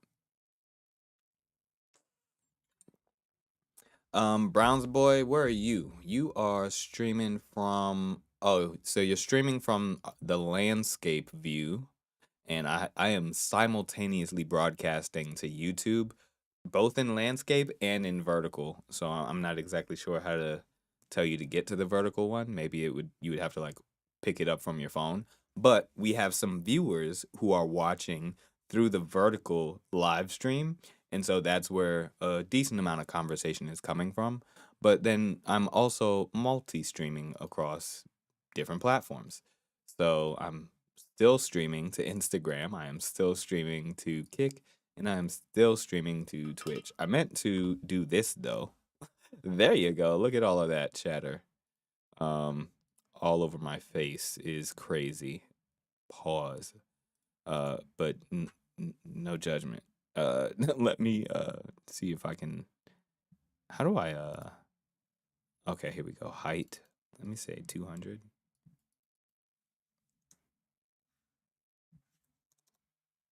Let me see if that'll work. All right, y'all say something else. Maybe the chat will be in whoops. I moved myself. I didn't mean to do that. It's an eternal menace. It's crazy. It can degenerate really quickly. When they cut our supply of gas, it raised all our cost of living. Yeah, that's unfortunate. Yeah, nah. How y'all doing over there on Instagram? What up? Peace and blessings. Is that Shaniqua? Hey, Shaniqua. How's it been? Hope you've been well. Browns boy. What do you say, shoe? Yeah, man. Yeah. This is a good day though. I ain't gonna lie to y'all. That live stream earlier, it was smooth process. We got through that. I don't know if I've said this already for the current viewers, so I'm gonna go ahead and say it again. But you are here with your boy Wildenfree, Mr. Wildenfree at that, lyrical performing music artist, entrepreneur, technologist. But yeah, I pride myself on my lyricism, and this month I have been doing a brand new song every day for the month of February. And so I have a playlist on my YouTube channel called FF25 that you can go back and check out the complete recap of. Let me move that because I guess I changed the size of the feed and it shrunk it down. But yeah, y'all can check out the complete recap of all of my performance recordings of the music I've been creating this month. And yeah, it's really exciting. It's really fun. I literally will either produce the beat or bring in a guest producer like today when I brought in AG Dynasty. And, you know, he'll share the catalog with me and I'll write some music, write some lyrics over his beat. And then I will also perform that, right? And I'll do a performance recording right here for the chat. And, you know, I think that that's a pretty cool thing, you know? So,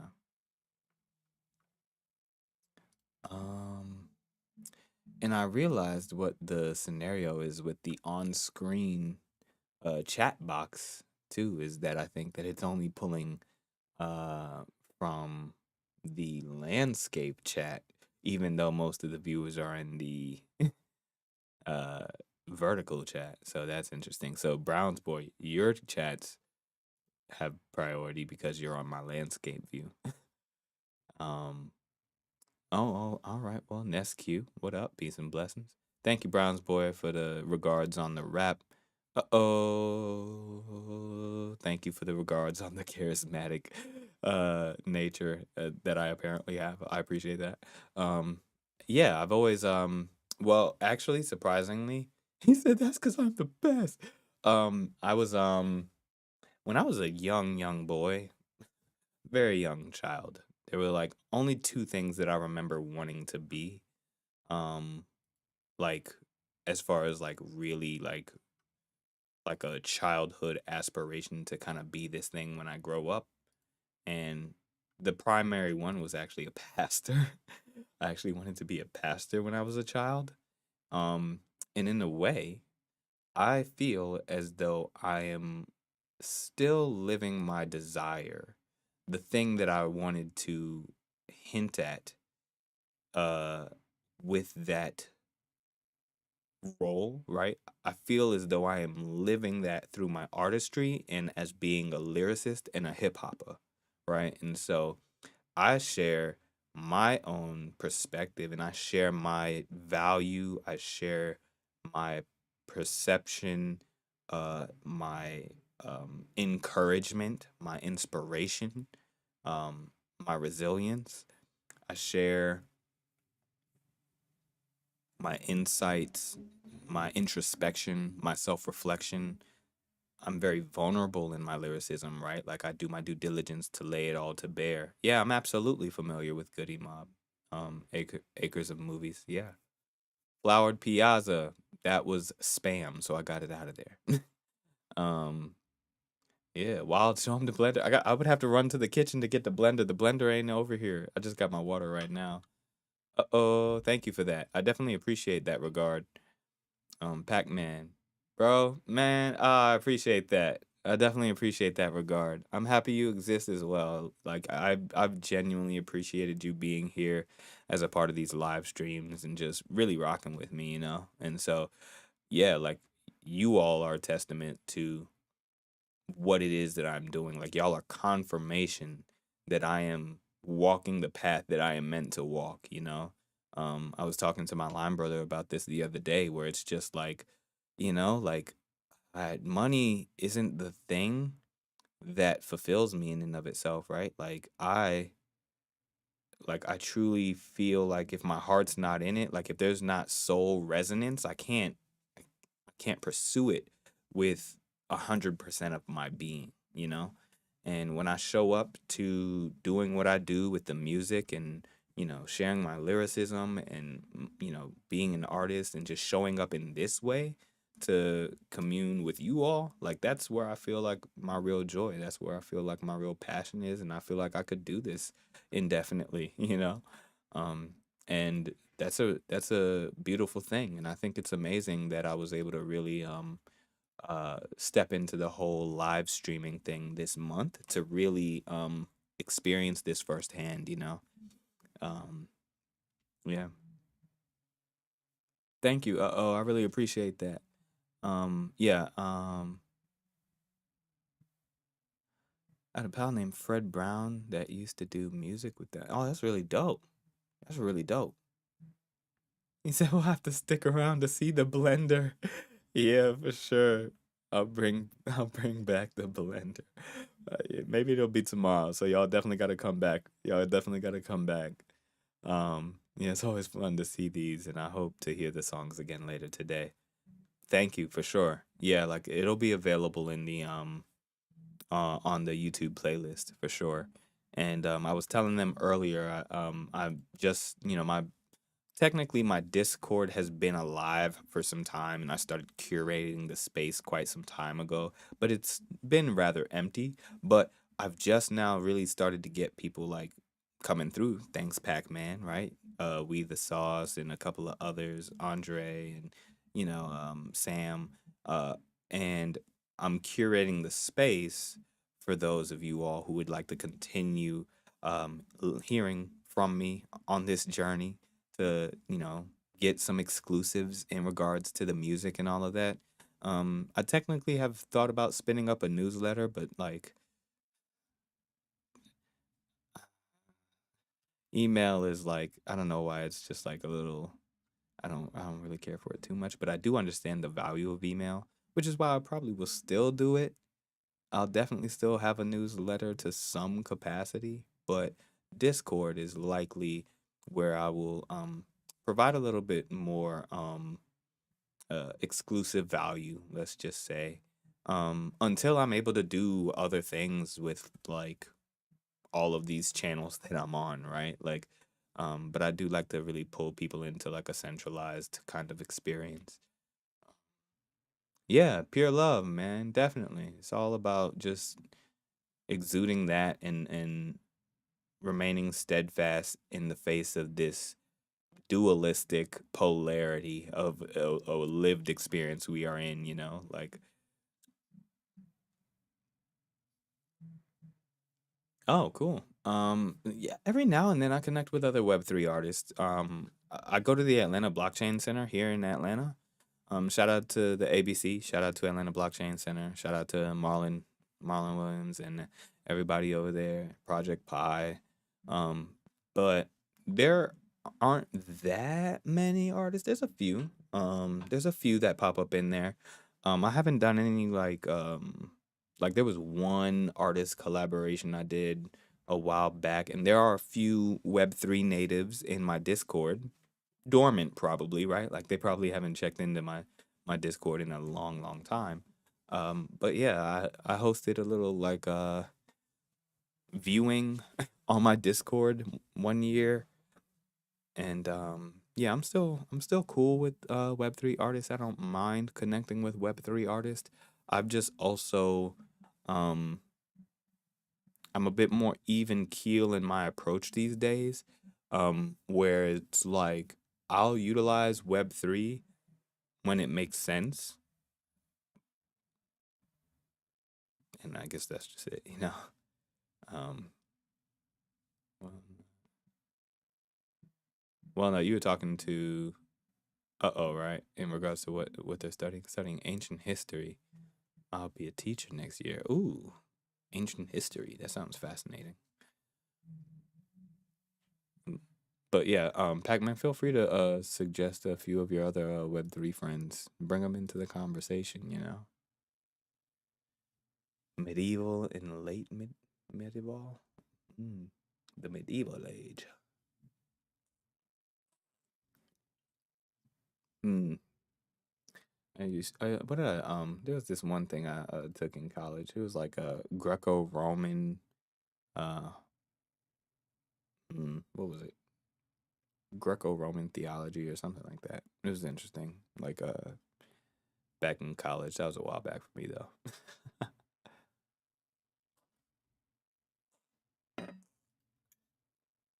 Drink y'all water. Evo, what up? No, I'm not from Compton. I'm out of ATL. I'm in Atlanta. We over here chilling.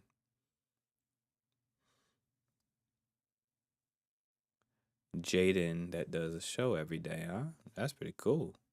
Some of his branding and marketing ideas are crazy. He did this one where he set up a lot of different artists and had them create a full song in 10 minutes. 10 minutes is insane. That's insane. I mean, yeah, you can link it here, but you are on Twitch, and so I'm just not sure if everyone will see your link, but I'll get it. I don't know how that works though. I don't know if I don't think I've set up like any auto mod something or the other yet, but yeah, you can put it in the Discord too. Yeah, there's a decent amount of crime in Atlanta. Fair amount of crime in Atlanta, but I would say that it's easy enough to avoid. Well, it's easy enough for me to avoid because I be right here. I stay at home. I keep my head down. I don't be bothering nobody. And, well, let me not say I keep my head down like that. I keep my chin up. But I mind where I'm at, you know? I'm mindful of where I go. I don't be up in everybody's faces. Even sometimes when friends are trying to invite me to events to support them, sometimes I'm like, I would love to, but you see how it is out here? Like that's just not a good venue. That's not a good venue. It's not a good hour. I don't want to be out around them parts at that time. You know what I'm saying? Like I'm gonna keep it chill. Evo. So Evo, what we've been doing here today, right now at this hour, I'm just talking. I'm just talking to talk with y'all, you know. But I'm a lyrical performing music artist, and I've been creating a brand new song every day this month. And so on my YouTube, you'll see a playlist called FF25. Go check out that playlist, and it's a recap of every song that I've created this month. So there's 25 going on 26 songs in that playlist, and I think you'll enjoy what you hear. And if you really like it, then I'll just say please subscribe and leave some comments, and even if you don't like it, tell me why you don't like it. I may or may not take the instruction, but I at least want to hear it.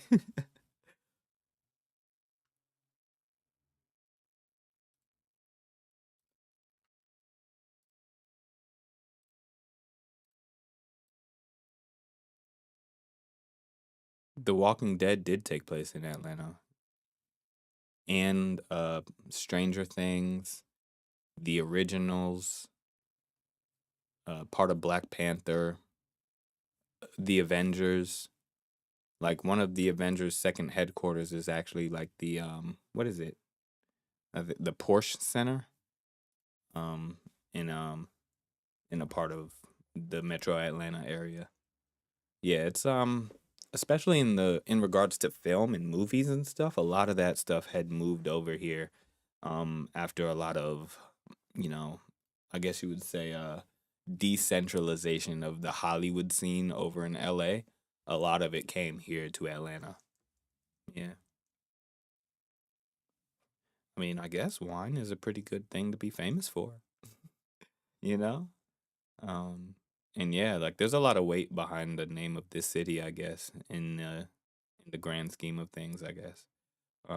So I'm grateful to be here. I was born in New York, raised in Atlanta. But yeah, I mean it's there's definitely this is a city with a lot of stories connected to it. And so yeah, I'm just appreciative to be a part of that experience. Yeah. These are great. I played some of the ones I missed just now because some rang my phone line. Oh, okay, no worries. I was born in Manhattan, but my family was mostly in the Bronx. So when I would go back to like visit them, I'd be in the Bronx area. I who Aztec Warrior, I'm ignoring that because I know you're just trying to bait me now. The wine Bordeaux. No, I haven't heard of the wine Bordeaux. I actually don't drink a lot of wine. I actually did not drink for the longest time. Um, but I'm treating myself to a beer every now and then. So like Fridays or Saturday nights, I might go out and have a maximum of 2 or 3 beers, and that's it. Like I don't do anything more than that. I do not really like or care for hard liquors. Uh, I would be comfortable cutting out the beers again as well, but it is an exercise in practicing duality. I was also vegan for 8 years. I am no longer vegan anymore, and that's a whole rabbit hole in and of itself. But I'm Wildenfree for a reason. I talk about the balance and duality for a reason. You know.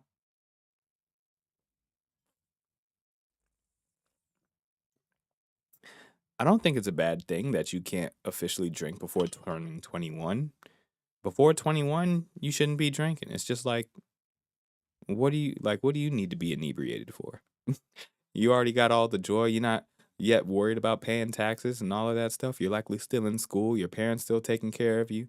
You ain't got shit to worry about for real. No, I'm just kidding. Um, you've been vegan for 10 years and it kind of alienates me. Don't let that second guess your life. Like I was quite staunchly vegan for a time, you know what I'm saying? Like I was like to the point where it was like, yeah, it was kind of separating me a bit from my family and kind of putting me in this space, but the the reality of the situation was more so of just like I felt as though I was desperately seeking change, and that wasn't the full catalyst. The full catalyst was that I was going to visit Japan and South Korea, and this would have been my second international trip since being vegan. The first one I went to Iceland. Don't ask why Iceland was on the list, but it was definitely on the list. I went with my Lime brothers, and it was a dope trip. I was vegan the whole time, but going with a crew of non-vegans, right? Absolutely made that a bit of a challenge. But being vegan for 8 years, it wasn't like I was new to that particular challenge, you know? But there is this aspect of like cultural respect that I was very keen to when it came to Japan in particular. I know that one, there was a high language barrier for me. Like I know very few Japanese words. Sumimasen, arigato gozaimasu, but like um with the high language barrier, going into their restaurants, I already know their food culture there is like you don't go in a restaurant and just sit down and not eat anything. That's disrespectful. And you also don't modify what the chefs are making for you, right? Like you just accept the dish that you ordered. And so knowing that, and I was also going with my line brother, who had been there already like 3 times before. He did nudge me a little bit. He was like, "Hey, bro, like it's probably time." Like it couldn't hurt to consider it. And so I was pretty of the mindset that I was gonna go over to Japan and be in Tokyo and trying to eat vegan. Like I bought a whole book called The Vegan Guide to Tokyo. And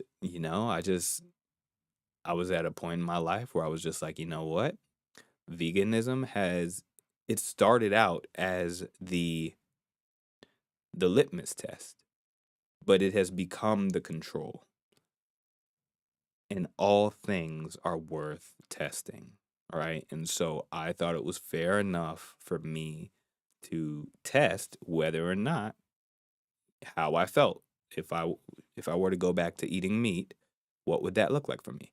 If I was as staunchly vegan as I thought I was, I would just go back to being vegan, But I wanted to eliminate the green colored lens over my eyes, right? Like I wanted to take off that lens of indoctrination of this particular perspective or way of living and give myself this blank slate, this tabula rasa to say, okay, let me try eating meat again and just genuinely listen to my body, see how I feel, and see, where I go from here, right? And even this may be a season in and of itself. And I think that sometimes, especially those in the vegan movement, like we're so hard on ourselves. Y'all are so hard on yourselves. I guess I can't consider myself one anymore, but having been one for 8 years, it's like sometimes we're so hard on ourselves, we don't give ourselves the grace to just test and just to see like what makes sense of our experience, right? And another thing that really made it speak to me is like there's almost no way for us to escape this visceral experience. All things live and die. All things live and die, including us, right? And there's this visceral nature to our reality and our experience that I felt as though I was trying to escape from. And it made me feel as though I was not truly in touch with the reality of life. And so that was another piece of it. So that was definitely another piece of it. But what I would say is don't beat yourself up. Feel into it. Give yourself more grace than you are giving yourself now.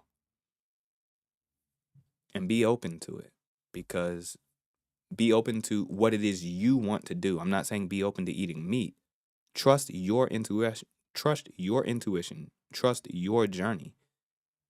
Don't make it about a number thing either, right? Because sometimes it's just like, oh, well, I've been vegan for 8 years, or I've been vegan for 10 years now. Like, there's no use in stopping now. Or like, oh, if I break the streak now, like, oh, it's going to damage my reputation as a vegan for the rest of my life. Who fucking cares, right? Excuse my language. It's okay. Like, it's okay. Like, life goes on, and it is okay to make a decision for yourself and to have grace enough for yourself to vacillate a little bit, right? To wiggle a little bit in this lived experience to understand what will truly work for you in this next chapter. Because life changes. We grow, we evolve, we adapt. Sometimes we regress, right? And sometimes that's a part of the process of moving forward, right?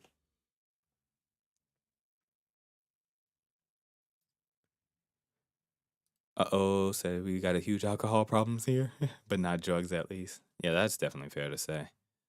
I've done a little bit of those too, so that's just part of the experience. But I'm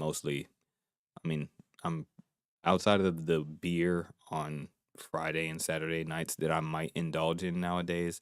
I've been sober for a while, or well, I can't say sober if I'm drinking beer, but I've been pretty much clean of any drugs and any of those things like that. And I wasn't like a heavy drug user or anything like that. It's more so of like college experience you dabble in 1, 2, or 3 things here and there, and it's just like, okay, got it. Learned the lesson. Some other things might have stuck around, like I don't consider shrooms a drug, but there was a chapter of my life where that was a part of the experience. And that just was what it was. But I would utilize it as a spiritual tool. I would use it as an opportunity to be still and to meditate and to feel into myself and to feel and guide myself back to the resonance of joy. Yeah, medicine indeed. Plant medicine indeed. It's different. It's different.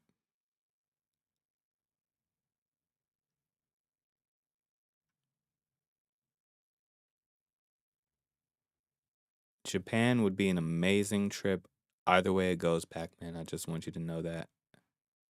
Astral Chills, thank you for all of the emojis. I appreciate it. You're cool. Global trending. Donda. I'm not sure what you're referring to here. Oh, I see. Oh, if you're asking me to play music, thank you. I appreciate the consideration here, but no, I'm just talking to y'all for a moment. That's all.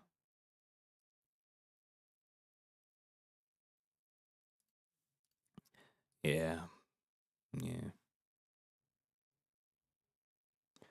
Yeah, that's terrifying. That's another thing too, right? Like just drugs, like and with fentanyl slipping around and all that. Like I don't want no parts of none of that, right? Like I am smart enough to know when it's time to bow out. You know what I'm saying? Like I will gracefully resign from all of those experiences to protect myself from all of that BS y'all got going on because clearly somebody is out to get us.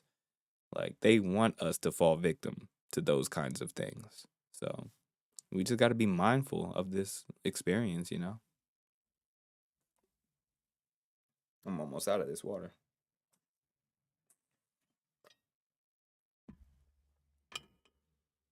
Yeah, that's the dangerous thing, man. Yeah, like and just the way that too many rappers go out like that. Mac Miller, rest in peace, right? Like even that just like is just heartbreaking. Like all whatever the case is, anybody who dies that way is that's just sad. That's really sad. So yeah, I would say don't do the drugs for your own sake. And when I did my love life advice, what's the current rundown with the love life? Huh? I don't know if I'm the right person to give love life advice. Like I am not a couples therapist. I'm not a relationship coach. And I am not currently in a successful relationship. But all I can do is share my perspective and where I'm at and what my considerations are about love. And so that's a thought. But I would say my advice in particular may not be your best advice. And I would highly encourage you to triangulate and get additional perspectives on whatever you would like to hear as it pertains to love life advice. Because as someone who is single, as someone who minds my own business, as someone who, I really enjoy my peace, I'm just in a space where I am comfortable without a relationship dynamic, while at the same time I can kind of acknowledge a small, quiet yearning inside for companionship and partnership and love and all of those things. But I'm also very much okay either way it goes,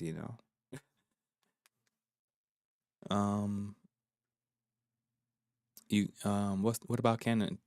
Walnut in America, cannabis is a bad drug. I do not trust what they are spraying on those plants. So that's why I say that. So no, I don't even smoke weed. I would prefer not to because There was a time where I used to, and I was like, okay, yeah, this is fine. And then there was a time where it was just like, what the hell is this? You know? I agree with Pac-Man. Grow your own if you can, but honestly, good seeds are probably hard to come by. But, also I am not advocating anyone to do anything illegal. Take your own advice, live your own life, right? But, plant medicine, when used appropriately, can help.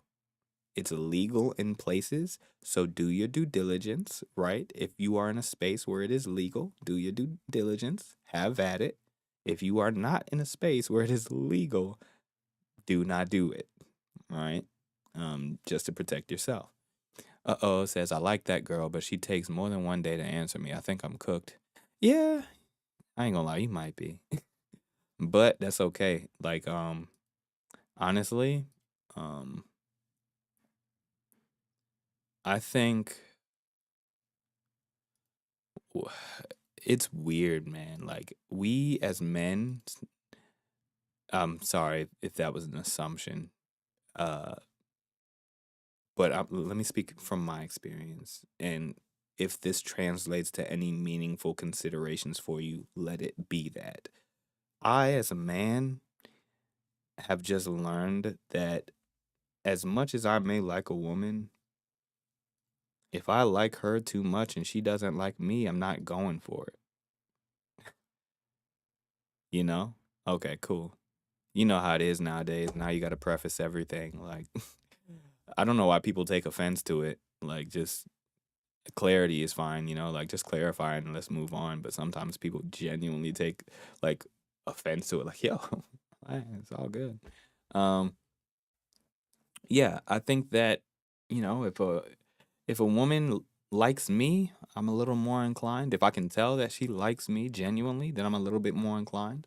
But if a woman won't jump over a curve-sized hurdle for me, I'm not doing it. I'm just, no, like, I'm sorry. Like, it's the little things. And I think, sometimes you can. He said, did you just assume my gender? No, that's crazy. Right? Yeah, it's just one of them things where it's just like, I respect the game. I respect what it is, right? To a certain extent, it's just like not everybody is for everybody, right? And there are women who want a man that is going to provide for them as though they are their wives on the first date. They want a man to read their mind. They want a man to give them all of the luxuries. They want a man that will literally cater to their every whim. And they may very well find those men. And I am truly happy for them. I am. And at the same time, I, as a man, have my preferences, right? And it's this awkward game of chicken sometimes because some people don't know when to bow out, right? But sometimes people think that they can turn this person that they like into the person that they actually desire. And most times they cannot, right?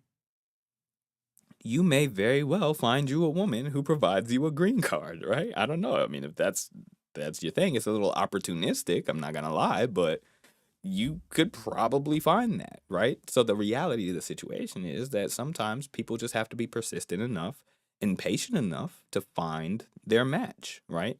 There are men out there who want to, worship the ground that a woman walks on, which is, completely fine. I'm not bashing it at all. Like, I'm just saying, like, people can find exactly what they want out of a partner. They just have to be patient and willing to go through those hurdles and those loops to find that genuine partner. And we also, in order to do that, we have to be willing to let go when we know it's not what we want. Like, trust me, I have had some connections where it was just like, oh, the companionship just feels so good. Like the companionship feels good. But the partnership ain't there at all. right? And the things that I know I'm looking for in a relationship, they're not really there at all. And I can feel myself, right? When I am like, oh, I am getting out of character, trying to fit myself into this mold that this woman wants because I like her a lot. Dare I say, I love this woman, but I can feel myself compressing and contorting to try and shape myself to be that little thing that she needs me to be in her particular vision. And if that's not who I am at my core, if that's not who I truly am and blossom into being, then I know that this isn't really going to work, right? And so I should respect myself and I should respect her and bow out, right? However you need to bow out, right? Let them know straight up, don't be rude, right? If you have to ghost, it's not recommended because, that can cause some internal conflict with various parties. But I mean, sometimes they don't really give you a choice. Sometimes they don't take no for an answer, or sometimes they will assume you mean one thing even though you're saying exactly what you mean verbatim. I've learned that sometimes people can just hear what they want to hear regardless of the facts you're presenting them with. And so sometimes, yeah, you might just have to bow out. You might just have to go ghost and just never return. But protect your sanctity,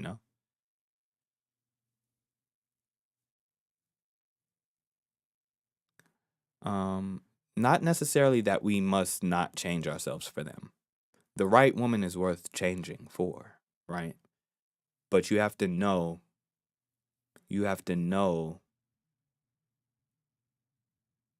who and what she is requesting you to become, right? And you have to find the partner, you have to find the woman that will lead you into becoming a greater version of yourself, right? Learning the difference between companionship and a relationship took me too long to work out. Wasted 13 years on a relationship that was just more of a good friendship. I'm sorry to hear that, Dante. Yeah, that's a lot of time. That's a lot of time spent. I don't ever like to look at partnerships, relationships, companionship as a waste of time. I would say that was a 13-year lesson. Sometimes it takes people more years than others to learn a lesson, but the lesson is important all the same. And so don't fault yourself for taking a long time to learn that lesson. Don't regret it. Learn from it, accept it, allow yourself to move forward. Give yourself the grace to move forward and to truly appreciate and think about it, self-reflect on it with genuine appreciation. Because when you do that, you'll continue to glean additional insights from it across your journey rather than seeing it and continuously feeling spited by it, right? It's very indicative of this quote that I heard of skiers, right? When Olympic or professional skiers are like skiing down the mountain and weaving through trees, right? And it's like the skiers that crash are the ones that are looking at the trees. They're the ones looking for the trees. The skiers that make it all the way down the path are the ones looking for the path, right? So if you continue to look at that past experience as something negative, then you'll just continue to glean negativity from it.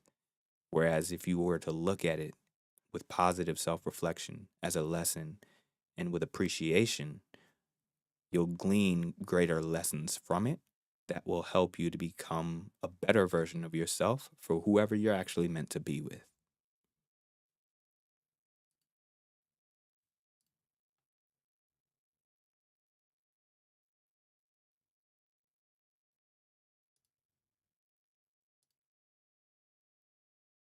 Yeah, yeah. So that's my random thoughts on that. Marcus, what's up? Peace and blessings. If you could instantly become an expert in something, without putting in the work, what skill would you choose? That is a fascinating question. If I could instantly become an expert in something without putting in the work, what skill would you choose?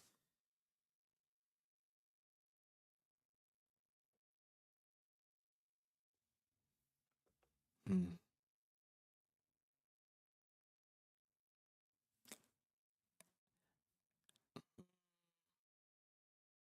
Like one specific skill, but like not like a domain of skills, but one specific skill? Speech is a pretty good answer. I was thinking agriculture. I was thinking agriculture or I did think finance too. Uh-oh. But then I also thought about like the nature of finance and I'm just like in this world, in this day and age, yes, yeah, it makes sense. I get it. I understand why that would be the answer and I was drawn to that as well. But I was thinking about something that could supersede a circumstantial society kind of experience, right?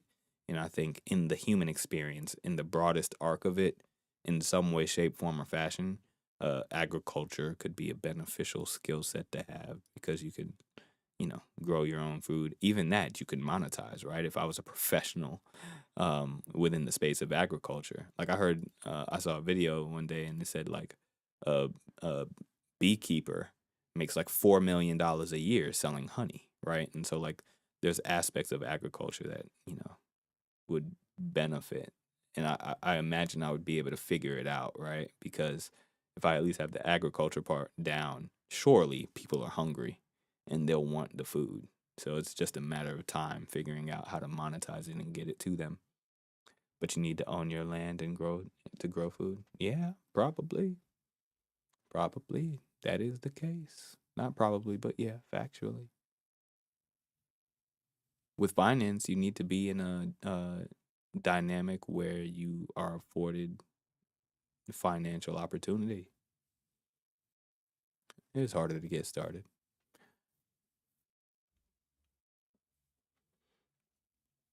It would be harder to get started. But I just kind of like the idea. Like, and it just feels like a hard reset from where I'm at currently. Because, like, we're so engrossed in all of the technology. We're so engrossed in the capitalism. We're so engrossed in, just this fast paced, like digitally, like hyperactive experience.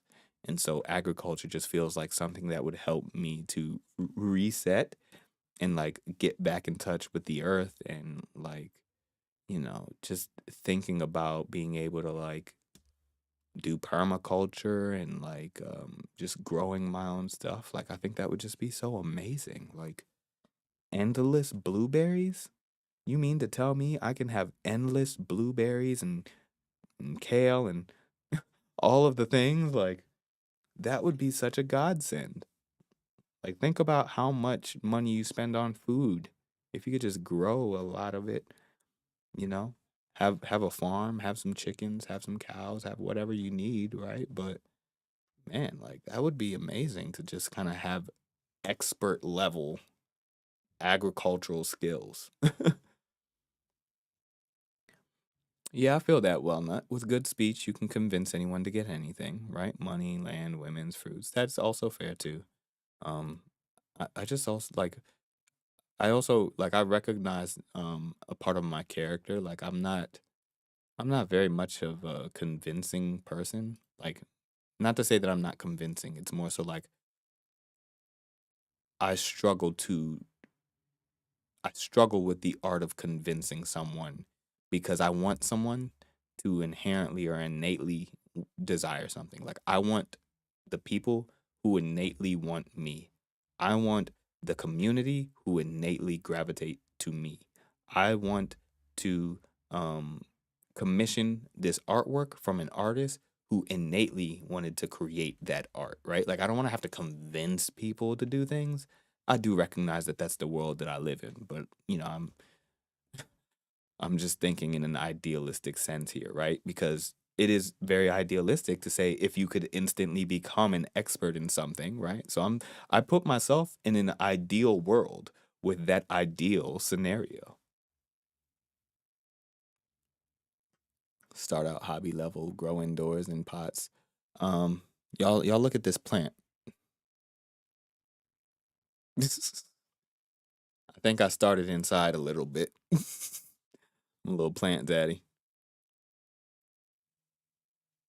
I got like 12 plants around the house, but like nothing to eat. Like edible stuff you gotta really grow outside, get that sunlight. You said women already starts life with speech at 100? I don't know about that one. No offense to them, but if talking at 100, no, just not speech. Oh man, no shade. That's not a plant. That's a forest. That's hilarious. It's one plant, which is crazy. One plant with a pot sitting behind my desk.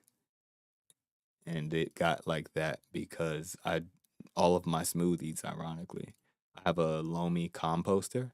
And so all of the bananas that I use in my smoothies, I'll take the banana peels, I'll put it in my composter. I get basically immediate compost in like less than a couple of hours. And then I'll put that compost in the soil, and then it really makes my plants happy. So it's a win-win-win.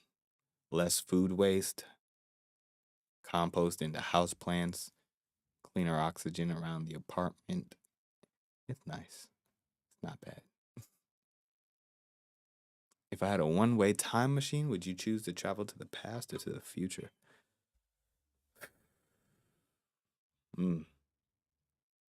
I used to think to the future all the time.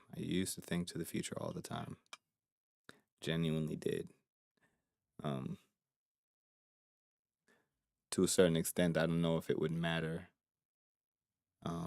Just because of like the cyclical nature of our world. Like I see the patterns and I understand society's rise and fall and the color of it, the dynamics of it, and all of those things. They might differ here and there, but the arc of how things unfold seem to cycle in perpetuity, right? And so there are certain things that might feel fascinating to me for a given moment, but then when I really think about it, I'm just like, how much does it really matter, right? Like, okay, say I jump forward 1,000 years, I get to see, the flying cars and the, genetically modified humans and the physical holographics, and we get teleportation and, matter generating 3D printers, whatever it is, right? It's like, okay, that's kind of cool, but then how quickly would that novelty take off, Oh, thank you. Oh yeah, definitely get some sleep. 3 a.m. I appreciate you for rocking with me so far. Yeah, definitely. Yeah, definitely. Thank you for being here. Remember to subscribe so we can get you back around this side and you get the notifications about the new performance recordings I drop. But yeah, appreciate you being here and rocking with us for a while. Would him be teamed up with Cher in a duet or Sting? That's hilarious. Cher. I'm gonna go with Cher. But yeah, to finish my answer to your question, Marcus, at this point, I don't know, maybe I would say the past just for today. Oh, thank you.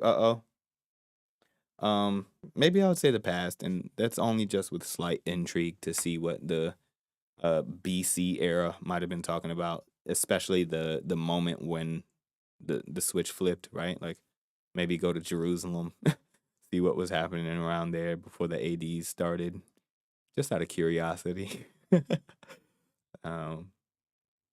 Yeah, maybe the ancient Egypt or something like that. Or maybe when they were like building out the not just the pyramids, but like all of the things around the planet at that time, all of those structures across the planet. Fascinating stuff there, Mark, what's the most unnecessary thing you spend money on that brings you joy anyway? Software subscriptions. Stupid ass software subscriptions. I'll tell you that. Them things are a waste of money. Not a waste of money, but it's just like sometimes you set it and forget it, and they just eat your wallet up. But yeah, it's just to the point now they can't, you know. All right, well, Nut, it was a pleasure. Definitely. Thank you for being here. Yeah, I'll likely log. Oh, it's already 9 o'clock. I was, I was looking at the clock, thinking to say, oh yeah, I was going to tell y'all I'll log off at like 9 o'clock, thinking it was like still like 8:50. It's already 9:01. So, but yeah, I'll probably log off here in a second here myself as well. Definitely fun chopping it up, chilling with y'all for a bit this evening. I gotta eat something. I'm definitely feeling it now. Hello from Serbia. Milos, what up? So just to kind of give you the rundown, I go by Mr. Wildenfree. I'm a lyrical performing music artist. I've created a brand new song every single day this month, right? So it is now the 26th. It is the 26th. I've created 26 songs this month, and they are available on a playlist on my YouTube channel, or at least the performance recordings of me in the creation of each of these songs every day this month. And that's a really exciting thing, and I would love for you to check it out. If you like what you hear, if you like hip hop, if you like thoughtful lyrics, if you like lyrics and that's introspective, a little bit of self reflection, motivating, inspiring, a little bit of encouragement. If you like gratitude and grace, if you like technological awareness, right? Introspection and the deep things, I think you would enjoy my music. Let me just say that.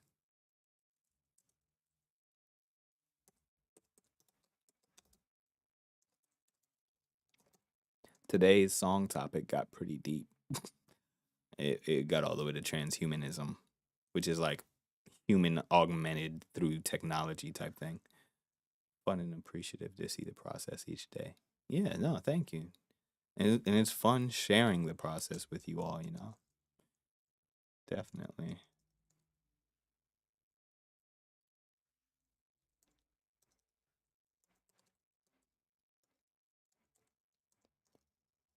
I'm making the post now for today's song. Produced by AG Dynasty.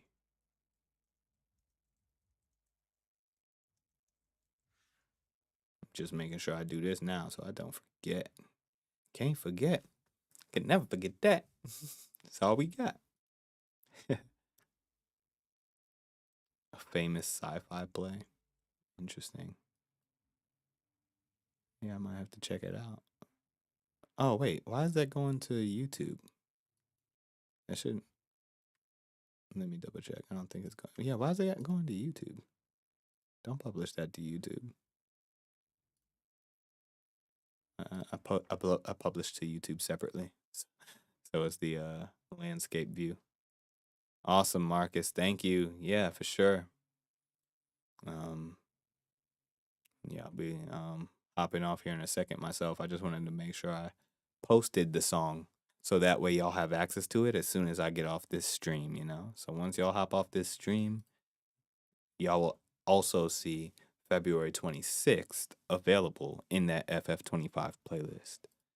So that'll be cool. That'll be a cool thing for y'all.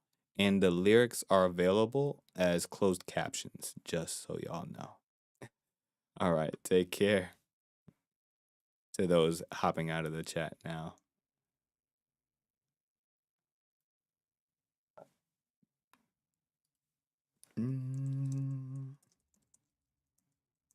Pac-Man, yeah. Foreshadowing? A forewarning?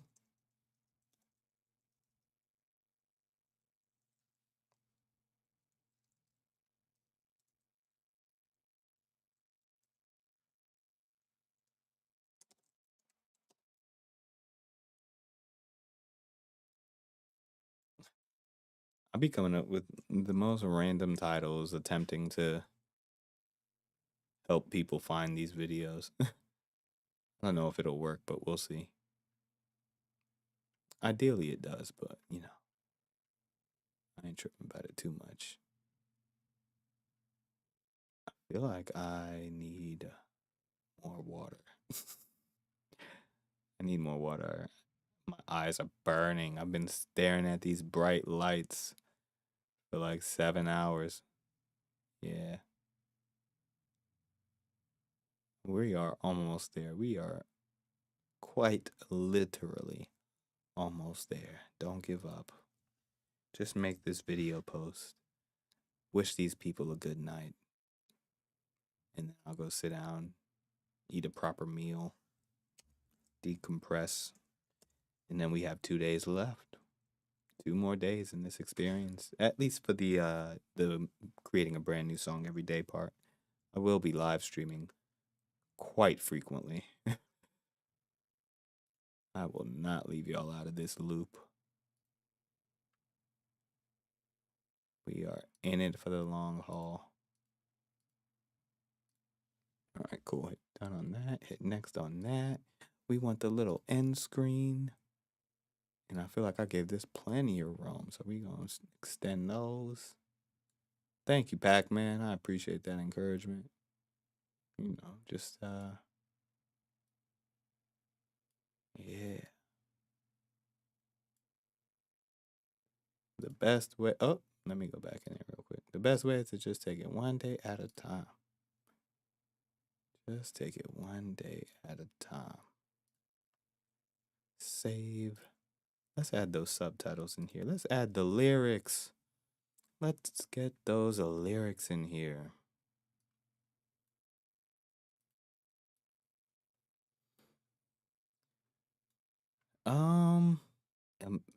How was I even attempting to spell this?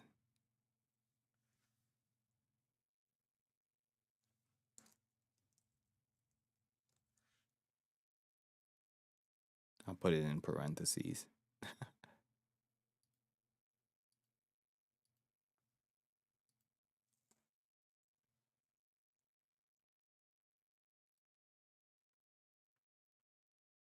All right, here we go. Copy that. Uh-oh. Why is it not letting me do the thing? Why is it not letting me do the thing? Let me do the thing. Discard changes. Uh-oh. All right, I'll come back to the lyric part. Clear. Continue. Done. What? Okay.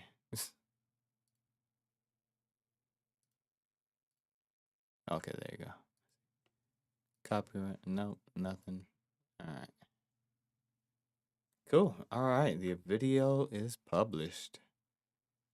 And we have pushed it to socials as well. So we should be good.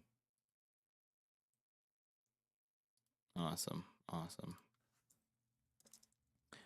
All right, you all. Well, it's been fun. Your boy is tired. It's that time for me. I'm going to go and unwind. Sip on some tea, eat a little plate of food, drink some water, sit on the couch, maybe watch an episode of anime. And yeah, call it a night. Call it a night. It's been great. Thank you all for today. I will see you all again soon. Why doesn't my hairline match the forehead? You are hilarious, Aztec Warrior. I know you've just been in here consistently trolling and I shouldn't be paying you attention, but sometimes you do. You catch me right at that moment where I just read your message out loud, knowing I shouldn't have. And sometimes you just gotta take the L. So I will graciously take that L. And I will say I will see y'all next time. All right, y'all. I gotta find OBS to quit.